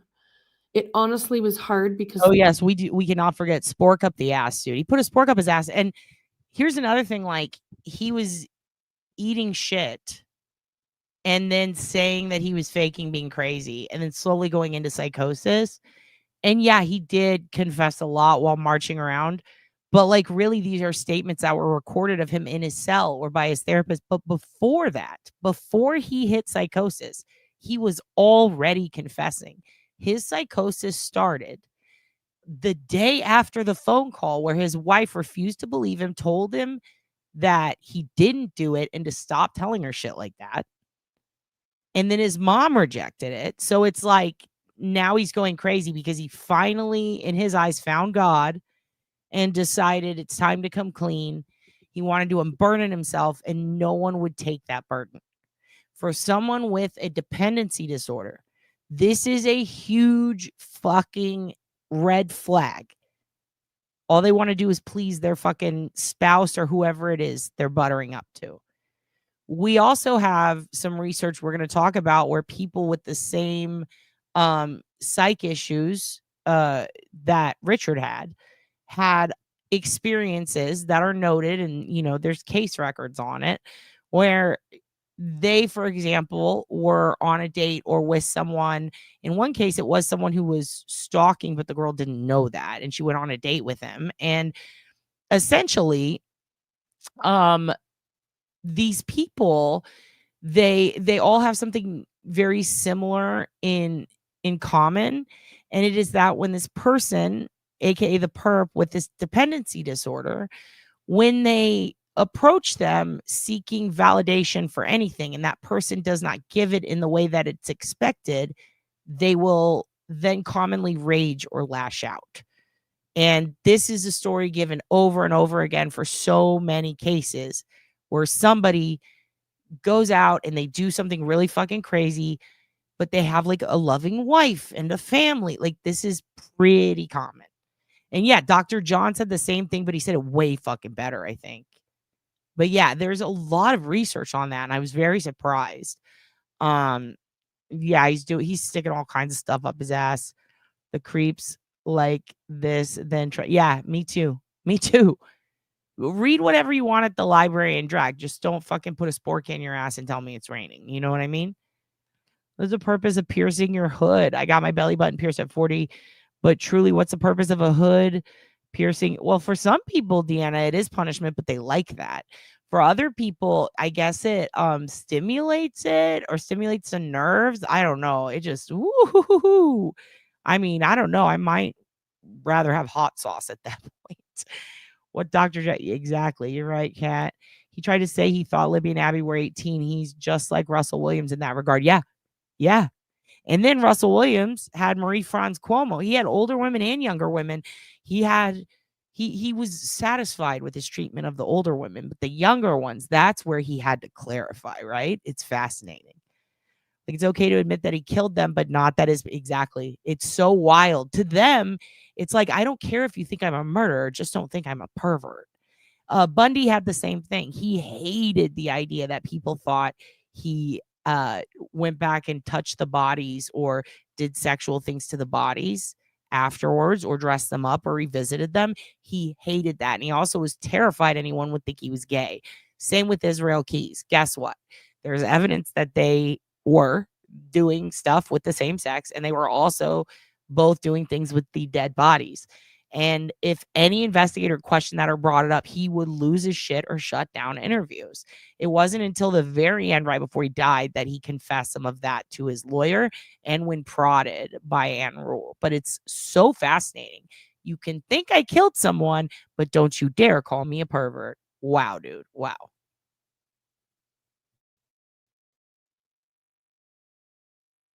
The third shift crew is such a tight crew, and word travels fast. Pretty soon after that, he got transferred. I don't know where or to what store or what happened after that. I honestly forgot about him. It's been over a decade. Imagine my shock when I see his face on the news and I start seeing things and hearing things like, guys, is that Rick? It's wild. When I think back, I definitely felt like he was a creeper. One of those weird, gross, pervy men. And you ladies know what I mean. I never got murderer vibes, though. But I definitely thought he was a creep. And I had definitely long forgotten about him. And it's wild to think about. Okay, I have to pause because Turbo, you want to come back on like tomorrow or something? I'm going to call you or message you or get on Facebook and hit you up later because we need to have you back to talk some more about this. I want to show them some of this. This is, where is it? I want to see where it starts. The part where you guys talk about Betsy is where I lost it. Love her to death. That's missing. So that okay, yeah, it was right before this, right? The Sarah stuff. We're just gonna watch a little of this because I want you guys to go watch her full video. Teddy's the best. Turbo's the best. Turbo and Teddy 2020 turd. Don't get mad. 2024. One of those people. I have zero interest in like, true crime and anything to do with murder. It freaks me out, and I've really. Oh my God, my horsey except my chair. Hold on, I saw something else. Process Richard Allen erection. We'll talk about And again, even if they denied it, it's the fact that he's discussing this and that happened. And remember what we were talking about with duos. It's just interesting. Yes, this is about Delphi, but not all of it. Some of it. We talked about other things for about an hour, I believe. You must see many creeps as a female comedian. I see them all the time, and they're the worst. And they're some of people's favorites, and it is upsetting. Sarah, was it Sarah or it was Sarah? But he talks about Betsy Blair for a little while, and I really like that part. But we'll just watch right here because this is where he gets into the muddy bloody. Right? Let me get right here. 22 minutes where Sarah muddy and bloody starts. Okay, hold on. I don't want to watch that far. Oh, there. Oh, okay. Yeah, we'll just watch a little sample. And then this is the one that I'm going to link you guys. And I highly recommend. They're going through the individual testimony. Turbo gives her insight, but she's also getting it from others who were in the courthouse. And they are talking about this testimony. And why I'm showing you this and why it's so important is because there are a number of reasons that people are obsessed with saying Richard Allen is quote unquote innocent. And one of the most commonly thrown around ones I've seen has to do with this woman. That she lied about muddy and bloody. Bitch, no. Shush. Turbo's going to clear it up. He's going to clear it up. I like this because A, it's totally believable. B, it's what we've seen in records. It's what we expected. Yeah, the manhandling of Betsy Blair. That's the one I wanted to show them. But also the muddy bloody thing. They really do go really like Turbo's following a map in this to make sure. And then I'm gonna show you guys something kind of cool on some old footage. But I kind of want to go forward to the Betsy. We'll let it play a little bit, and then I might move it forward a little. Let's get to Sarah Carbaugh because I had been there on day 4 when we had Rayleigh and Bree and Betsy Blair, and it seems to me Sarah Carbaugh would have fit better with that day for testimony. There were some others as well, but it ended up being on Wednesday, October 23rd, on day 5, and you Yes. talked about this a lot. Like she was quite a profound witness. So I'm excited to hear what happened. Lay it out. Let's hear it. So speaking of people that you can't hear when they're on the stand, Sarah Carbaugh was not one of them. Right. So my first opinion, I guess you could say, of her was as she was walking up to the witness stand, I thought she was going to be very meek and mild. She looked like she didn't want to be there. And we had just gone through Rayleigh Voorhees and Betsy Blair and Bree Wilbur. And I would say out of the 3 of those, like Bree Wilbur seemed the most peppy in a way. I don't know exactly what word I want to say, but she was very clear in everything that she said. And I thought she did a really good job laying things out and making it as simple as possible. Betsy Blair did as well, I thought. Yeah, Betsy Blair, the thing with me and Betsy Blair is this is it. She seemed like she didn't want to be there either. And I don't blame her. It's not like, she was giving everybody a hard time, but you could tell that she had been over all of the stuff that she was talking about so many times. Yeah. And like she knew that she was just waiting for somebody to try to trip her up. Yeah, I'm sure she was. I'm positive she was one of the witnesses quite a few times. And we're going to go through them later, but I just want to give you guys a sample of this because in a little bit, we're going to, in the coming days, we're going to go through some testimony that in a way kind of connects to this and some records, especially when we talk about, we're going to try to start basically debunking, and I'm going to try to show you guys as much as I possibly can without, I just don't want to bring up somebody who has been cleared or alibied that absolutely didn't do it and then get the ball rolling again with people harassing them. So I'm working on a way to do it that is just very straightforward and to the point, and getting as much OSINT to show you so that you could see for yourself. And oh God, when it comes to Elvis, there's just the amount of craziness just from the key players in it. I could simply just tell you something, but the problem is people already know what I'm going to say. They don't believe it. They need more. So it's like, okay, here's 1,000 other reasons why it's not him. in addition to that, and here's proof, but there are things that are in this testimony that in a way directly relate to that and a couple of other things. And I really just want you guys to go. Turbo breaks down every single point of the trial from in the fucking courtroom. I cannot stress enough, if you are curious about the Delphi case, on the fence about the Delphi case, have opinions about the Delphi case you need clarified or that you want to hear it expounded upon, if you worry that you perhaps are getting a one-sided story, listen to this, okay? Because it's so good. We're just going to listen to a little bit more. I'm going to move it forward to this one part, and then we're going to move on. Oh, yeah. Well, we all looked around like, oh, my God, it's Betsy Blair.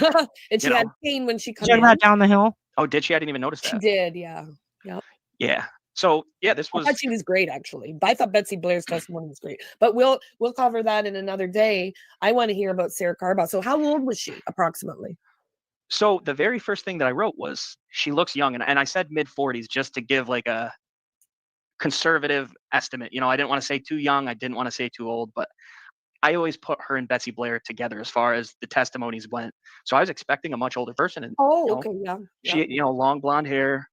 I thought maybe late 30s, something like that. Mm-hmm. And she walked up to the stand, and I don't know, there's something about... Yeah, and everybody likes to say, well, why didn't the witnesses point to Alan and say it's Alan?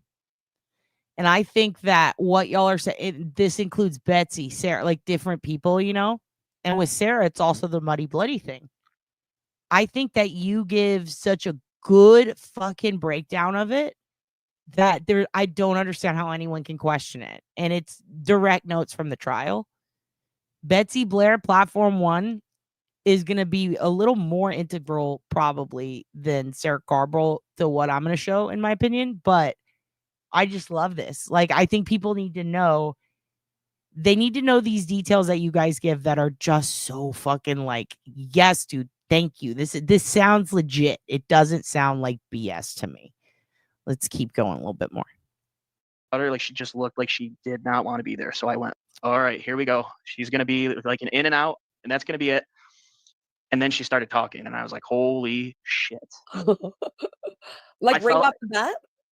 Yeah, like the very first questions that they asked her. So I think they asked her to describe, where she lived. And she's like, I'm as local as you can get. And it was very matter of fact. There wasn't any hesitation about it. And she would look right at the jury, too. Anytime that she would talk, she would swivel and look right at the jury. Yeah. So that way they got all the information, didn't care about the rest of the courtroom. I mean, it would just, from every perspective, it was really good. And you know what's interesting about that, just to interrupt you for one moment, is that I made that observation with countless witnesses for the state. Boom. The witnesses all God, I love you. The witnesses all stated that the man they saw was BG in Libby's video. We're talking to the jury. They were telling them what happened. Pat Brown, Jake Johns, Steve Moans, Jerry Holman, they were all talking to the jury, and I made numerous notations about that. So that's interesting. So Sarah Carball did as well. Oh, yeah. Yeah, so they asked her if she knew the Monon High Trail, and she goes, absolutely. I go almost every day, or she did. And then she said she always used the Mears entrance when she went. She never parked down and walked across Freedom Bridge. She had something about her dog. Her dog wasn't that friendly, so she would go on the trail and I guess walk where she thought there wasn't as many people. And then I wrote a lot more about her. Like, she's stellar, phenomenal speaking voice, really descriptive, loud, but not too loud. And then they asked her, how did you find out that the girls were missing? She's like, I think through an Amber Alert that night. I didn't think anything of it at first because you hear so much stuff on the news, but that definitely concerned me. Like, oh my God, where were they? And she had said she had been in that area really all day. She was going back and forth through town. She had a day off of work. She was in a little red Saturn. So I was expecting to see a photo of a red car, the Hoosier Harvest Store camera. Yeah. So she said that she passed maybe 3 or 4 times past that Mears entrance, just trying to gauge how many people were there in case she wanted to stop. Oh. Yeah. Huh. Yeah, so she wouldn't go because of her dog. She would like to go when there wasn't as many people. Is that it? I think it was both. I think that day, because it was such a nice day out, Like, she's like, yeah, just kind of making loops around town. Like, Oh, I there didn't wasn't know much that. going on. Huh. And yeah, she said basically joyriding. And I didn't know any of that either. I thought she was just passing through once on her way to wherever she was going that day. You know, that's what I thought everybody was doing. She said that the last time that she drove by, she noticed a group of girls at the Mears entrance. And all she could say was stressed. That's the one descriptive I would say about all of them. And one of them had bright blonde hair and a bright pink shirt on. So I thought that was going to come up later who that was. I mean, you can make assumptions, Huh. but What time she's was like, that at? well, she didn't get to that at first. So she had just said, you know, this was the last time that I drove past there. And she was going away from town. So she was traveling east. And that's where she saw the guy on the side of the road covered in mud and blood. I think she said Where? he was on the left side of her. So he was on the north side of the road. Okay. And I believe it was when she passed the cemetery or right before the cemetery. That's where she saw him. And he was walking towards town. Wait. She's traveling east on 300 North. Correct. And he's walking west on 300 North, and he's on the north side. So on the side of the Hoosier Harvest store. Yeah. And where in relation to the cemetery? So I believe. Did they show it on the map? She went up to the map at some point, but it wasn't really blown up too much. And where I was sitting, you couldn't see. I think, I'm not sure if it was Luttrell that was doing the direct with her, or no, it was Diener actually. So I think she might have been in the way as well, but it was hard to make out any specifics.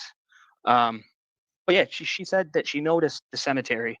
So it must have been right before she got to the cemetery. She saw him walking on the other side of the road because it was in between the Mears entrance and wherever she saw him. So the cemetery must have been right after that, you know. But I thought he tucked in along the ridge line in that field that is between the Mears and the cemetery. Well, that's what I would have thought too. But even in the PCA, it says that he's on the north side of the road. Yeah. So that's a little bit confusing to me, I guess, because I thought his egress route was along the ridge line of that field that basically is parallel to the 501 trail, but like in the woods and on the ridge line of that cornfield that separates the Mears entrance from the cemetery. And I assumed that he walked the entire way, walked up, not on the Mears path, but up the ridge line, right off the cornfield and onto the road there. Yeah. But I mean, that's what you would expect. That doesn't sound like that's what happened. No. Well, and also too, if there were people at the Mears lot. Well, yeah. And he saw them. True. Even if you're in the woods, you might think that somebody would catch a glimpse of you. So maybe. I am going to speed it up a little or not speed it up, but I'm going to skip a little because I want to get to the part where Sarah has because here's another thing. Every report I've seen on this person, specifically Sarah Carball's testimony, every single report from every creator is that she was defensive. It was a bad look. She looked confused. They lost footage. It didn't help. It hurt the prosecution. This is unjust. She clearly lied. She made it up. And I have seen this from a lot of creators that are extremely established, have a ton of followers, and the irresponsibility of sharing it in the way a lot of them did pisses your day off. I believe this because even though it doesn't necessarily always benefit one specific side, I mean, it can, in a way, hurt those who feel that he's guilty, sure. But the way this makes sense to me, this is what I believe we're going to see on court record. It has to do with Sarah Carball because I did look into this bitch and she is a spicy. She's sassy. She is well-spoken. I heard that she was combative and not well-spoken. That's what I heard from everyone else. And I thought that's strange because that's not what I thought of her when I looked at her. And this was prior to the trial when I was researching her. Absolutely. Absolutely. And it bothers the shit out of me that they're making her sound like she was flip-flopping and fucking up and making shit up. Because that's not the Sarah Carball I saw when I was like, oh, who's Sarah? Oh, fuck no. Was to begin with. Yeah. I did. I do want to before Where is it? Sarah Carbaugh, because he gave him to the jury when he was showing them Betsy Blair's car going back and forth. Oh, Yes. Kelsey's. So this is important. This is where it's going to relate to a lot of the suspects that, yeah, they said crazy shit. The big creator. Yeah, no, trust me. Trust me. It's wild. In fact, I'm going to show you something in a little bit that's from someone that I respect, and I'm kind of pissed about it. But I mean, you know, I don't know what else to do. I just think it's so irresponsible that I have to show it, because I have to show both sides, only because I hope that someone shows it to them and they can speak on it, because I just think that it is such a bad look, and I want them to not look bad. I like them. But I feel like some people get too far into their opinion. They can't get out of it. Oh, I will in a second. I want you to hear this part, because this is so fucking important. This is the part I want to show you. This proves to everybody who's doubting that there was video footage. Oh, it wasn't clear, blah, blah, blah. There is video footage off the highway from the Hoosier hardware store. There is video footage at certain points along the trail, or along the trails in that area, and then along the major highways and the routes. If Elvis or Brad, and I'm going to say this once today and once on the Elvis and Brad episode, if Elvis and Brad did it, and he used his work truck and somehow made it there from 30 minutes away after clocking out at 2:30, he would have had to take one of two routes. Both had cameras on them. Now, simultaneously, his phone does not put him anywhere near Delphi. It puts him in the gym. He checked into the gym 3 times, but it was on 3 different platforms, not 3 times in a day.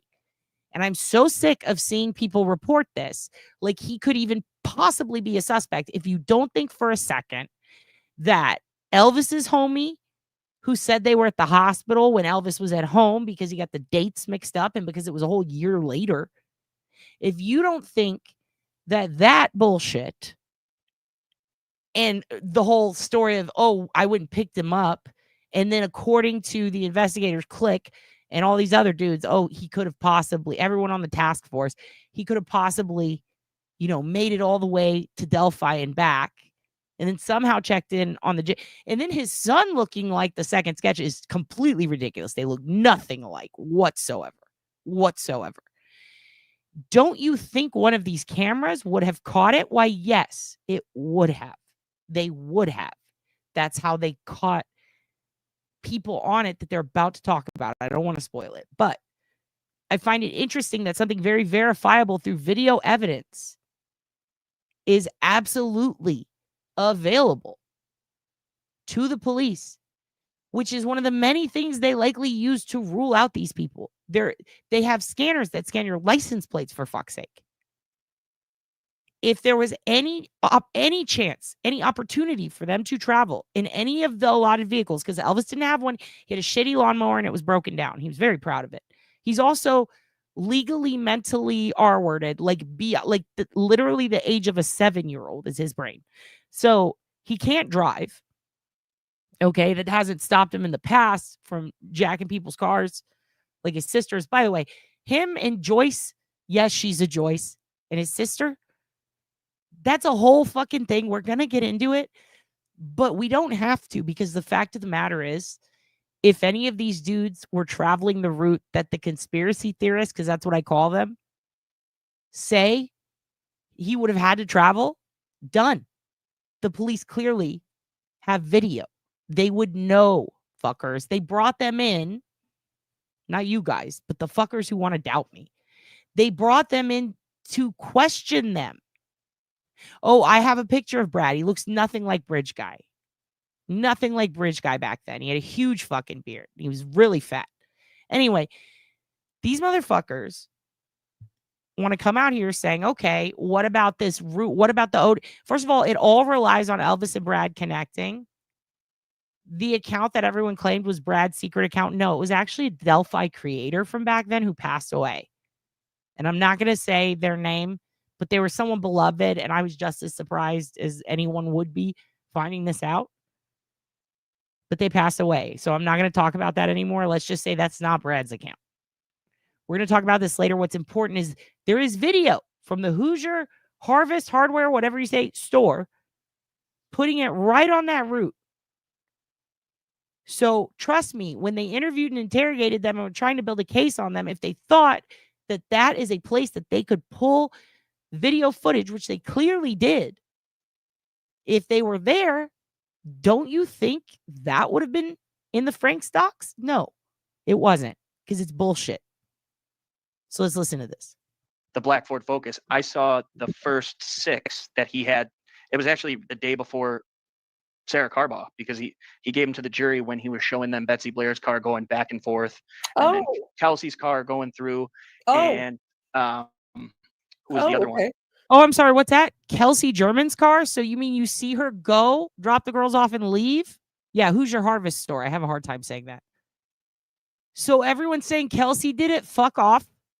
I believe she's also on video outside of like a steakhouse driving to her home or work or somewhere. She literally, she is traveling. They have fucking proof she didn't do it. Leave her fucking ass alone. She's on film arriving and leaving. Okay. This was testified to in court. They have video. They showed stills of the vehicles to the jury. Let's keep going. Oh, well, he had Sarah Carbaugh's vehicle in there too. But okay. The problem was they were printed out on regular paper, and because they were blurry to begin with, I mean, it was a lot better quality than I thought. Yeah. And the frame, like how the image was framed, you could see a lot more road than I thought you would be able to. Right. Yeah. I just remember thinking, not for those photos. I didn't see those at all. Obviously, I was writing, but I did see when Mullins testified and they handed out the images, the still frames from the video of the 9 seconds of the Ford Focus driving along. It was clear that I thought, because we'd had all this discussion about, it could have been 480p and, maybe it was, but I guess I was just really kind of expecting blurry, a blurry blob. But even from the gallery, I could see in their jury packets when they were flipping the pages, I could see the black Ford Focus. No, but see, that's not enough for the conspiracy theorist, Tiff Knox, because now her boyfriend helped. Like, it's really getting out of hand. I mean, they've blamed the grandma and the boyfriend of the grandma, aka the grandpa. Like, it's really ridiculous. The license plate, of course, but they're blaming the mom. They're saying that the mom used to work at the bar Richard Allen went to. Okay, enough. Who also saw the vehicles then. I didn't realize they had showed, well, I wasn't there, that this was the day of Sarah Carbaugh's testimony, or no? This was no. So when they handed out the day before. Okay. Yeah. All right. That's interesting. I didn't know that. It was weird because when I first saw them, obviously we weren't meant to see them. They were handing them out to the jury. Yeah. But I sort of saw one of the frames as Mullen was handing them over to the jury, and then the jury was flipping through them, and sometimes they flip through them in your direction. So you see, right.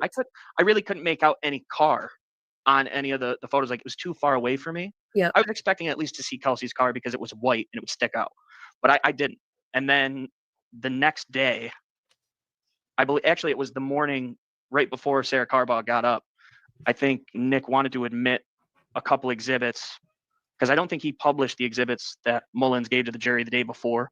So once they published them and all the attorneys were passing them back and forth, that's when I saw the car in one of them. It was a blue car. I'm not sure whose it was. Oh, okay. I would assume it's Betsy Blair's, because Sarah Carbaugh said she had a red Saturn and Kelsey's car was white. Yeah. So I was really surprised how much you could see in these photos. So the sensor on the wet, like the sensor for the Ford. No, I choose the fires I watch burn, and that one burned a long time ago. So this is vital, you guys. I'm just so glad that we have, again, Turbo's channel's at the bottom. Go follow her. I want to go forward a little bit. Yes, exactly. Yes. And then you can see it. Just like we did with your auntie. Remember when your auntie was crab crawling from that public cam? We talk about this all the time.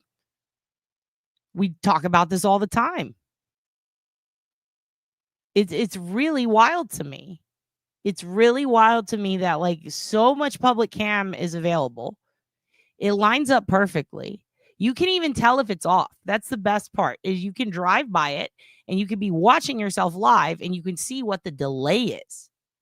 And some investigators will do that prior to a court hearing to make sure their timeline lines up. And if they forget, it can throw fucking everything off. Ivy Rose says, hey, Turbo, I wasn't surprised by guilty, but I thought that a hung jury was definitely possible. I didn't know you'd done streams on your notes already. And thank Christ she did. I used to drive a Saturn. It was plum colored.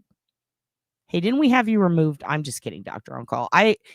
Plum colored cars were a big thing for a while. Ivy Rose, hello, says Big Fish. All right, we're going to go forward a little bit because I want to get to this one part and then I want to show you guys something. On the map. So the first house, there is an I think there's an outbuilding. I never really looked at it that close, but I did specifically look on the map when Mullins was pointing it out. So I know that. Where is it? Well, I mean, I don't think it was, they wouldn't have been set up to capture the road traffic necessarily. More. And they went to try to find her. I think I recognized a building in the background, like to the upper left or something, but okay. Wait. As you're coming up on them, and then you remember better, like if it was two people walking down the road and everything looked. Here we go. And she's joyriding. So. This part. On the road then. Well, so they're talking about Sarah Carbo and how she was joyriding that day. She had a day off. She was running errands. She was just fucking driving around, going back and forth, doing some shit. Everybody thought that she just passed by once. No. She was around town. It's a very interesting testimony. I mean, in the grass or like right on the road, like it's still, that's not like a huge distance. Yeah. I mean, depending on where you are, I'm sure on that road, you're not trying to stay within the lines. It's a country road, Yeah. And she's joyriding. So he wasn't tucked way off then. No, not from what she said. So he was on a quick walk on that pavement.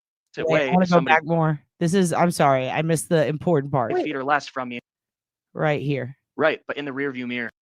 Right there. 56. But I think it's because when she talked to them. To pick up a slow movement like that.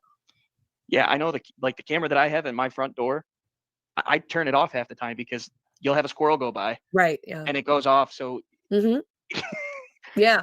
When I do look at it, it's just to see like if somebody came home or whatever, and I can go back and look. But when the alerts come up, forget about it. I'll have like 50 of them if I don't silence them.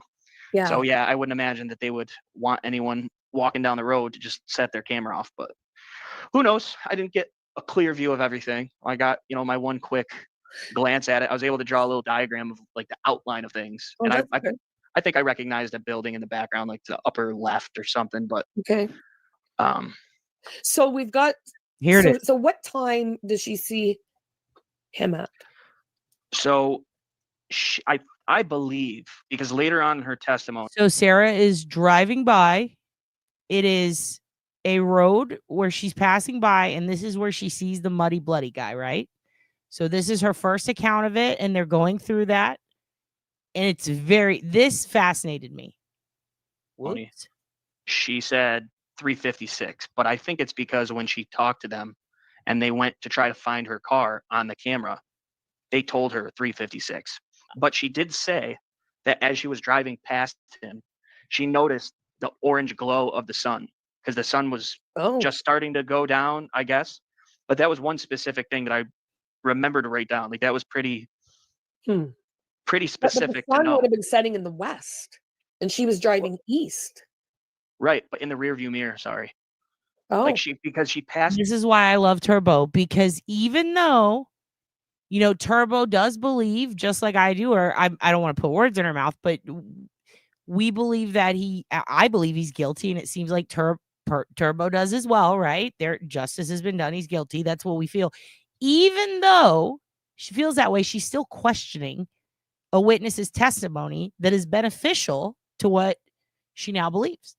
So when someone is questioning the testimony that could benefit them, like, are you sure? Well, how would she do it? And like trying to debunk it. That's someone who is invested and wants to make sure they are getting it right. That's when like, I'm not married to this. I just need the truth. Is this possible? It's so important to self-question, to test theories. Kelly Siegler said it best. Get in there, interact, pretend you are doing the crime, feel the crime scene, see the crime scene. The best way to figure out if it can be done is to do it. Not like go kill someone, but can this route be driven in 20 minutes? Well, let's go out there and see. What does it look? Is that hill really big? Does it block this sign? You know what I mean? She's questioning what a witness that benefits the side that we think is the right side. She's still questioning it. She's trying to pick it apart. I really fucking love this. It's the guy. And there was a whole back and forth between her and Baldwin, because Baldwin goes, well, you said you only saw him for an instant. How could you describe all this stuff about him? She's like, yeah, I saw him for an instant when he was right there next to me, but you're driving up to the person, you see them as you're coming up on them. And then I kind of swerved a little bit because I didn't want to hit him. And when he was, right parallel to my car, she's like, he had to have been 5 Wait. feet or less from me. And she goes, nope, wait, hold on a second. 3 feet or less, I would say. Wait a sec. She's traveling east on the right side of the road, and he's walking west on the north on the left side. How the hell did she get? So what I would assume, if you're going the opposite way as somebody walking on the He must road, be right on the road then. well, yeah, I mean, in the grass or like right on the road, like it's still, Oh. that's not like a huge distance. Yeah. I mean, depending on Yeah. where you are, I'm sure on that road, you're not trying to stay within the lines. It's a country road, Yeah, yeah. and she's Oh, so he joyriding. wasn't So tucked way off then. no, not from what she Wow. said. So he was Laura, on a quick walk on that day. it was like a snow day or something for school. So the weather was weird. It was like really cold, but it was sunny. It had Texas weather that day. And it's crazy. If you actually go to the historical weather report, you can see when the sun set and shit like that. And it lines up. It's pretty crazy how close it lines up with her testimony. David then. He wasn't hide. He definitely he wasn't trying to hide along that road. No, it's weird to me. And everything that she said was really anything anyone said was believable. It didn't seem like they were trying to fool you. And with her, like it's a memory thing too, right? Exactly. Witness Exactly. And there's certain testimony. things that you remember better. Like if it was two people walking down the road and everything looked hunky dory, you wouldn't really remember it. But for this, she was not taking any crap from anybody. What she had said. Right? Oh yeah. I mean, it was great. I was falling in love with this woman as she's sitting there speaking. Like I could not believe from my first thoughts of her, and then as soon as she opened her mouth to speak, I was like, "Holy crap!" Yeah, she was like a hero to you that day. Oh yeah, somebody actually clapped after her testimony. It was one person. No, and you really? you heard like a really soft, slow clap, and I'm like, "Thank you," because I wanted to do that so. Oh my God, really? Yeah. Wow. Yep. The slow clap caught me off guard. What the fuck, dude? In a courtroom after a testimony, and he's fallen in love with her, and then someone slow claps? That's wild. No one reported that. And yes, Carrie Poteet, that's what, right? It's like Texas weather. Like it's hot, but there's fucking snow. Or like it's raining outside, but the sun is out. Like it's fucking weird. Yeah, Turbo's laugh is awesome. The hat testimony, a floppy hat. Which, by the way, kind of changes a lot. And you know what? The one thing I will say about Sarah Cardwell, I'm going to self question our witness here. She said she saw a little bit of hair sticking out of the bottom. Now, that is the thing that threw me off. Wait, what? Like he has no hair. So I do wonder, did he have a fur or something? Like, it's just odd. That's the one thing I wonder if she saw it wrong, or, that's the one thing that I'm like, wait a minute, RBG didn't have any hair sticking out. So I'm curious about that. That is the one thing that doesn't line up for me. Everything else, okay, this is a thought. A little bit of hair could have actually been a drawstring from the hat. Okay, so the frumpy hat. Frumpy hat, dude. That is such a good, because it looks like a newsboy's hat, and everyone was saying that. And I like how you guys said flippy hat on the sides. Your raid fills in details, and with each recall, and depending on how questions are asked. True. But the cool thing about Sarah is she has been repeatedly asked a million times. Not all the witnesses, not all of them. In fact, she doesn't say that. She doesn't even say it's Curly. They're about to talk about that. And one witness, I think only one witness said it was possibly Curly. Oops, got a phone call. Yeah, I think with her, especially once Baldwin started getting into her first and second he didn't testimony. get to her, did he? No, not at all. I think she got to him. So tell me about that. So let's see. Well, let me back it up a little bit. Yeah. I'll go through the rest of what I have as far as her citing of him. So she had slowed down when she got right up on this guy because she didn't want to hit him. And I'm sure she was taking a joyride. So she's just sitting there having a good old time, wasn't really paying attention to Yeah. staying on the right side, the left side. No one was coming probably at the time. Hmm. And I made the note. There's zero hesitation whatsoever when she's describing what she saw. And they even brought out the still frame of Bridge Guy, and she goes, "Yep, I'm going to label this Bridge Guy." She wrote on the picture with permanent marker. She's like, No. because I know that's who I saw. As Oh soon as my I saw this God. photo, Wow. I knew that this was who it was. Holy And they were shit. asking everybody, can you write on this map where you were? Can you draw a little line, circle it, and then initial it so we can give it to the jury to look over? And she was like, "Yep, this is Bridge Guy." She signed his name and then signed her name under it. No way. Yeah. Wow. So the next thing was something that I wasn't sure about because I hadn't heard the specifics about how she had described him. So the mud was a big surprise to me because I thought maybe somebody slips in the mud, you got a little bit of mud on you. She said no, he was caked with mud from head to toe. Caked? Caked. She Wow. said he looked like he had just fallen off a cliff Holy shit. down into a ditch. And she even said that she knew that this guy had to have been right down by the creek where it was really muddy and all the water's mixing in with the soil and stuff, because there's no way you would have that much mud on you in that area if you Wow. weren't by water. Right. Yeah. And Huh. then the blood she saw it on his legs, his lower legs and his Yep. feet. She goes, he could have had blood on his jacket, but everything was so dark that Huh. it could have blended in. Like, I didn't see him for 5 minutes. I probably saw him for a span of like maybe 30 seconds from the time I first saw him to when I got to him and then past him. So that was interesting. I didn't know it was that much mud. What about the Okay, I'm going to leave you with a teaser because I'm going to move on. And the teaser is this. He describes something that this witness says. And that, it did. You'll get to that part. She explains how she knows she said muddy and bloody. She explains, or they explain how she actually did say it, but she mumbled it. And so when they transcribed it, it did not necessarily get picked up. It says mumbled. Here's another thing. They explain about the gene color and how they knew it was blood in relation to brightness, redness. That's all I'm going to say. If you want to hear it, I cannot recommend it more. They tell you exactly what you need to know. And if you want to see it, I'm going to link it below. Just go to Turbo's page. There's something very specific this witness says that pretty much, it's like, okay, ma'am, I believe you now. And I really, truly think that you should go watch this. If you don't watch any of my other videos until you watch this shit. Okay? And we're going to link that below. Now, I have to go pretty soon. I got like 15 minutes left with you guys max. So I want to show you a couple of things. I think that the map I was going to show you, maybe won't. Should we pull it up now? Here's what I'm going to show you this first. Okay? Now, look. This isn't taking a swing. This isn't starting a beef because I really do like this dude. But I'm going to show you something Bob Motta put out. It really bothers me. And it bothers me because it's nothing personal to Bob.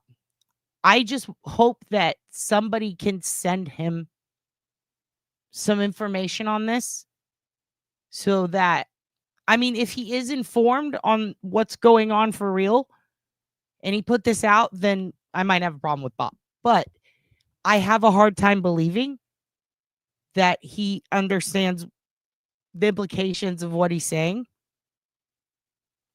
and what he's talking about. I think that if he had the right information, he might maybe take this short down.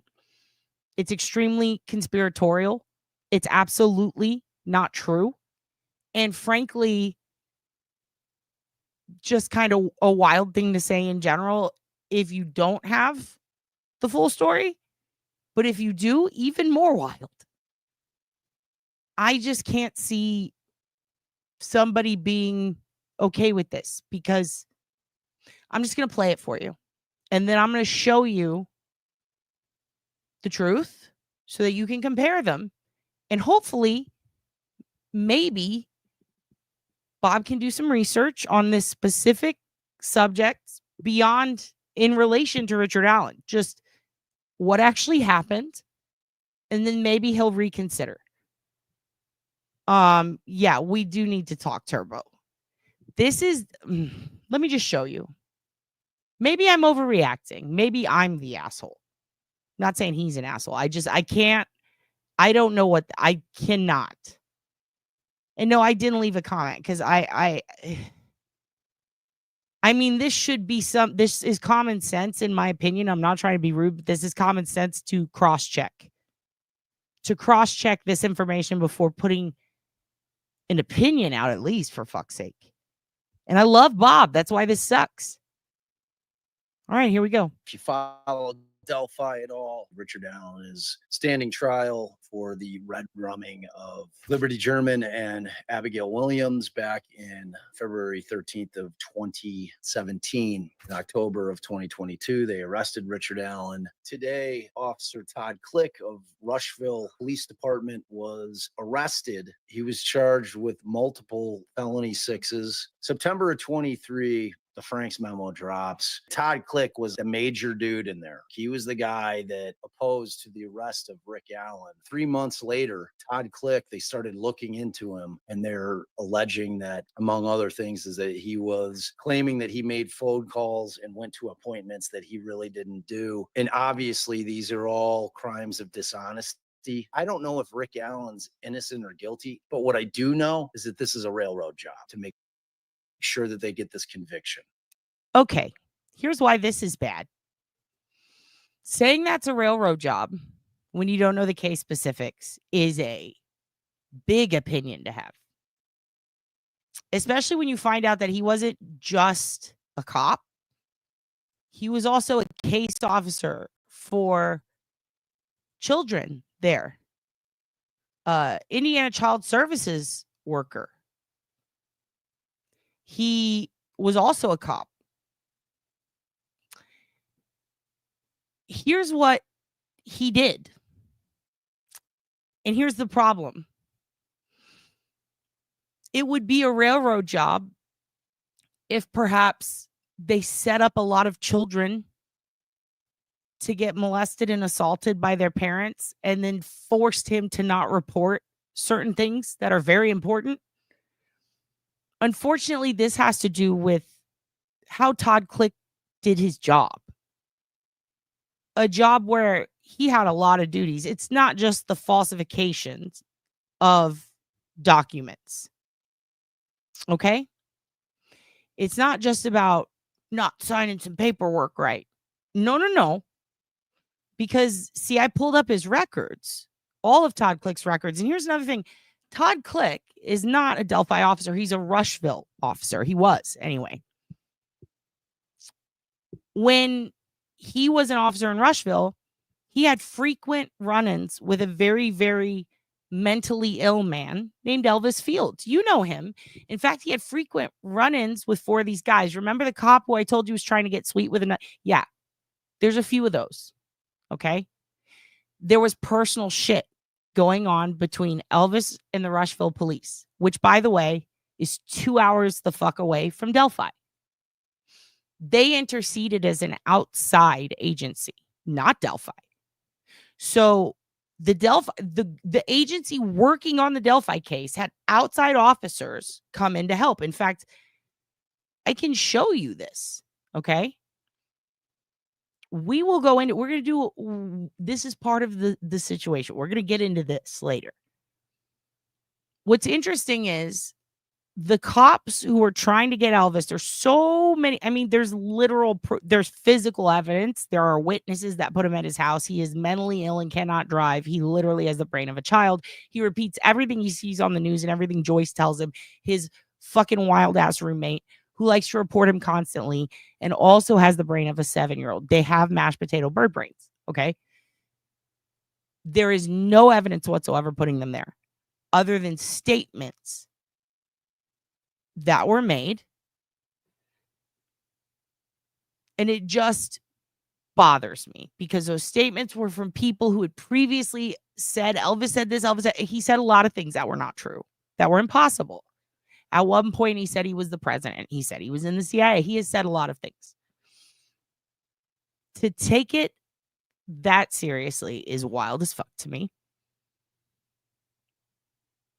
for a Rushville officer to get involved in an outer investigation, wild as fuck to me.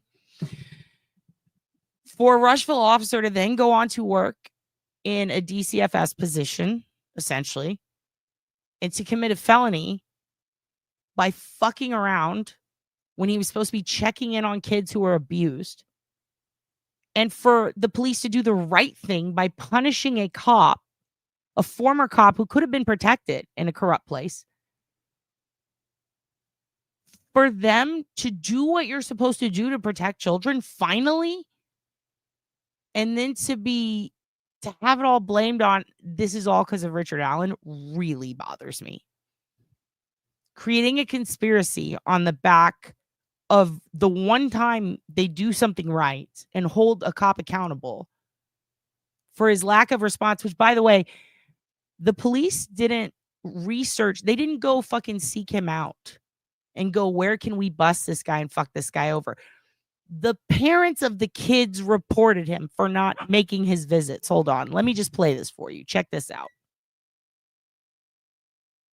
Sorry, the doggy was barking. Let me play this for you. This is what Todd Click actually did. Okay? It's not a sham to pin it on Richard. This is what he did.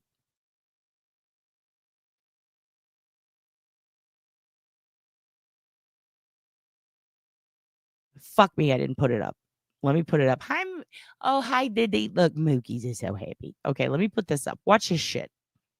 This is what Todd Click did. It's not to railroad Richard's investigation. That's not why he got in trouble. This is why he got in trouble. 30, a former state worker expected to testify in the upcoming Delphi murder case, is now facing criminal charges. Jessica Schmidt is at the alert desk with what we know right now. So we can tell you that Todd Click, a former Indiana Department of Child Services assessment worker, is now accused of falsifying documents in 5 different cases, including some that involved allegations of child abuse.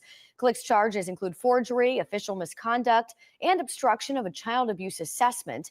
Prosecutors believe that he forged parent guardian signatures on at least 7 children's services forms and falsified 10 other documents, all between December of 2023 and February 2024.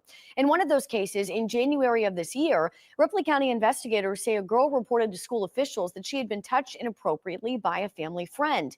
Click claimed that he visited that child's home, but prosecutors say that never happened, despite the incident being reported to the Child Services Hotline twice. According to Wish TV, Click has been involved in the high-profile 2017 murders of 2 young girls in Delphi.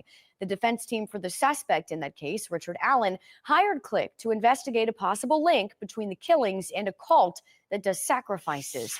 And reports indicate that Click is listed as a witness for the defense in that trial, so it's really not clear what will happen with that now.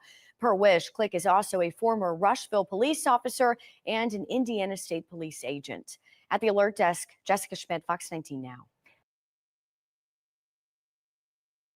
Okay, so why does this irritate me?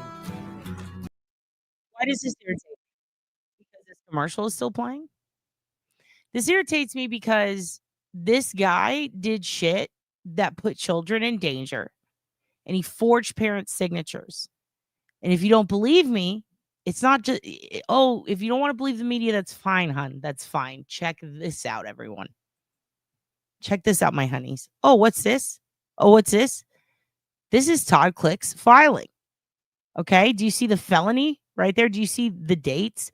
Official misconduct, knowingly falsified child abuse or neglect information records. A kid got diddled, you guys. The kid's parent didn't diddle the kid to force this guy to neglect a case, to get him fired, to pin Richard Allen. But that's what some creators want you to believe. Or they didn't read this fucking shit. They're going to be surprised and they're going to do the responsible thing and recognize that Todd Click did fucked up shit and got held accountable. His timing was off, not the state's. The states got the complaint pretty quick. It was forwarded from parents to DCFS to the authorities. Are they supposed to go, no, we need him for the Richard Allen case? Tell this kid to fuck off. why build a conspiracy theory on the back of this, especially in a case that involves kids? It's fucking wild. It's not just forging and lying. Here's the thing. It's not just forging and lying.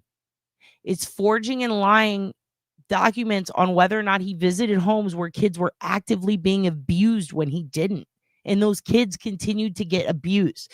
You know, every single fucking documentary we see with a little kid whose parents were beating them to death and then they die and then they go, why didn't CPS step in? Every Ruby Frankie, why didn't CPS step in? This guy did that. He was the CPS that didn't step in. Let's not say that this is all to railroad Richard Allen, shall we? No, there's proof he falsified the records. He did. Is it pending? Sure, but it's 6 different parents. And this was a repeated problem, and he'd only been there a couple of months, like less than a year. And by the way, you can look up the police's record in Rushville too. And you can look up his. This isn't the guy, hun. This isn't the guy. Not the guy. And we don't have to defend Click. He's a piece of shit. Fuck him. I mean, unless we want to just say 6 kids from 6 different families across a whole county conspired to take down Click because they fucking love Richard Allen. That's a bit weird. I just don't get it. Please send it to me.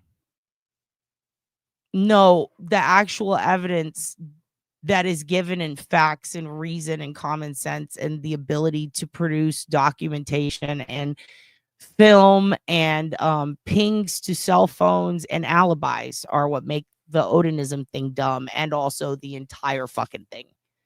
Just reading it, my brain turns to mushrooms. I grow a cum sock in my head. It's so terrible. It's so crazy. And real Odinists actually get pissed, which is kind of funny to see in comment sections. All right. I'm going to show you guys one more video while I say howdy ho to the fellas who just walked in, and then I'm going to depart. Not like the earth or anything, but I love you. Look, I want to cool this down. We're going to talk about this later. I want to show you guys Jam Cracker. Her videos are entitled things like I'm challenged, number 2. And yes, they called the police. I don't understand the context. I love watching her. She commented on a video. I became obsessed with her. She has no idea I'm doing this. I don't know her. I just love her and I want to share her with you. And you should watch her if you need to be cheered up. She comes to you live from her car, just gives you life updates because she's doing a challenge. I think it's 8 videos in 10 days or 10 8-minute videos in 10 days. Anyway, this is Jam Cracker. Love her to death. Go follow her. And we're going to do this again tomorrow night. God bless. Video number 3. Oh, I look so tired. I am tired. I had a long day. I got up today and I made 2 taco pies, which is Mexican lasagna, or vice versa. I made Mexican lasagna, which is taco pie. Layers of tortillas and meat, taco meat and corn and beans and cheese.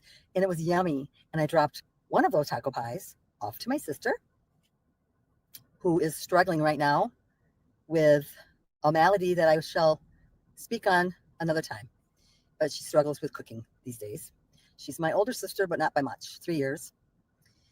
And so I dropped one off to her before I went to dinner with my son and daughter, and my granddaughter was there. My nearly 3-year-old granddaughter was there. And I didn't know she was coming, so that was a pleasant surprise, although it did impede conversation amongst us adults at dinner time. But that's okay, because that's what families are for. So, and she didn't eat her chicken strips. And she still got to drink her shake. So, anyway, I wasn't making the decisions, though. I do that for her on Wednesdays. So, anywho, then we went to, after dinner, we went to my mom's assisted living location for Sing Along with Jamie. That's me. I'm the sing-along girl with the music and the beats. And it was fun. And it was Darlene's birthday. And Eileen was in rare form. She smiled a couple times. Richard laughed as usual. Dave, bless his heart, Dave does not sing, but he takes the folder with the music he looks at it and he gets distracted. And then his son came in with his dog. So he got really distracted. And then I had given Dave, not thinking clearly, a chocolate bar. So what did Dave do with the chocolate bar? He ate it and it melted all over his hands. Then he wiped his hands on the book of music with the pages of freshly printed lyrics that were white and are no longer. Some of them are, but most of them had some hint or stain of chocolate on them. So now I made more work for myself, and I do have help. NASCO helps me. So, and I also gave my mom some chocolate, and she messed up one of the folders too. I can't forget about that. So, but the music was great. We sang, and then at the end, well, my son and daughter, they joined in, and they stayed for about half because the little one had to go home for bedtime. Stinking time change. I hate it, by the way. When are they going to get rid of this stupid fallback, spring forward, bump your head on the wall thing? I just hate it. So it's, you know, everybody knows it's a pain. If you're in it, you know it. If you know, as those young whippersnappers like to say, or is it the boomers that say it? I don't know. I hear it often, usually on one of the YouTubers that I won't mention her name. God damn it, midichlorian. This is exactly what I said in my videos, and I fucking love, oh my God, everything about you. Everything about you. Also, what do you think of Jam Cracker? I love her. I don't know. First of all, this video is called I'm Challenged. It makes me laugh so hard. I have used her as a calming, I'm not going to say white noise because I listen to her story. I just like hearing about her day. It's just nice. It's like, what'd your son do? How was the wedding? Like all these different things. I don't know any of these people she's talking about. But I just really like hearing her tell me, oh, what was Jacob wearing? Well, what are you going to do this Sunday? You know? And she left a nice comment on the video. Hell, I don't even know if it was nice. It could have been mean. I honestly blacked out. I was like, I like her name. Who's Jam Cracker? And I clicked it. And then she had up these challenges, and I love her hair. Remember, where's Dion? I miss Dion. She has Dion color hair. It's beautiful. Oh, dude, I hope I could be in I think it's an SUV, whatever she's in. It's very nice. It's very nice. And here's the thing. She's always dressed to the nines, you guys. And she's doing a challenge, 8-minute video every day. And she sticks to it. And even if no one's listening, she's talking. Well, guess what? I'm listening, Jam Cracker. I love your videos. I want to hear. I want to continue to hear. I want you to go beyond. Go beyond your challenge. Keep going, dude. Fuck around so you can find out. Listen, bitch, we love you, Jam Cracker. We love you. Like I could sit here. It's like hearing your aunt talk to you on the phone, you know? Dude, it's the water. It's always the water, Ivy Rose. It's always the water. Look, we got fucking re-railed onto Delphi again. We were going to talk about it anyway, but I got a little deep, a little heavy. I regret nothing, but listen. I still love Bob Mata. I mean, I love his heart. He's a good dude. I just think that he's a little entrenched in a really deep, chaotic world of conspiracies that have been swirling since before yesteryear. And I just hope he doesn't get sucked too far in because a lot of it's bullshit and I worry. You know?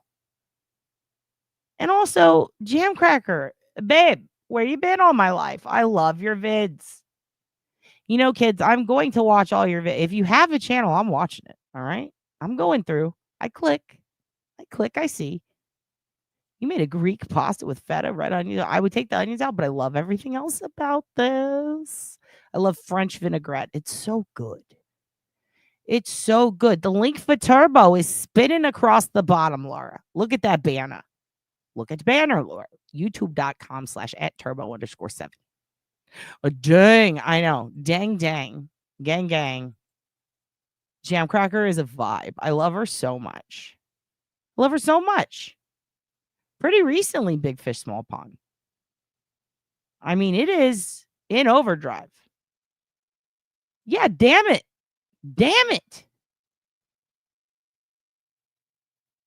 I mean, I've tried to send him stuff before. I just think they're overwhelmed. I think that they get a lot of messages. And I'll put the link to that if you got to see it. But I mean, someone tell Bob this is not the guy, dude. No, I'm never going to beef with Mata. I like Mata. I don't want to beef with Mata. I don't want a Mata beef. I don't want an Automata beef. Buca de Mata? No. Fupa de Beppo. Not Buca de Mata. No.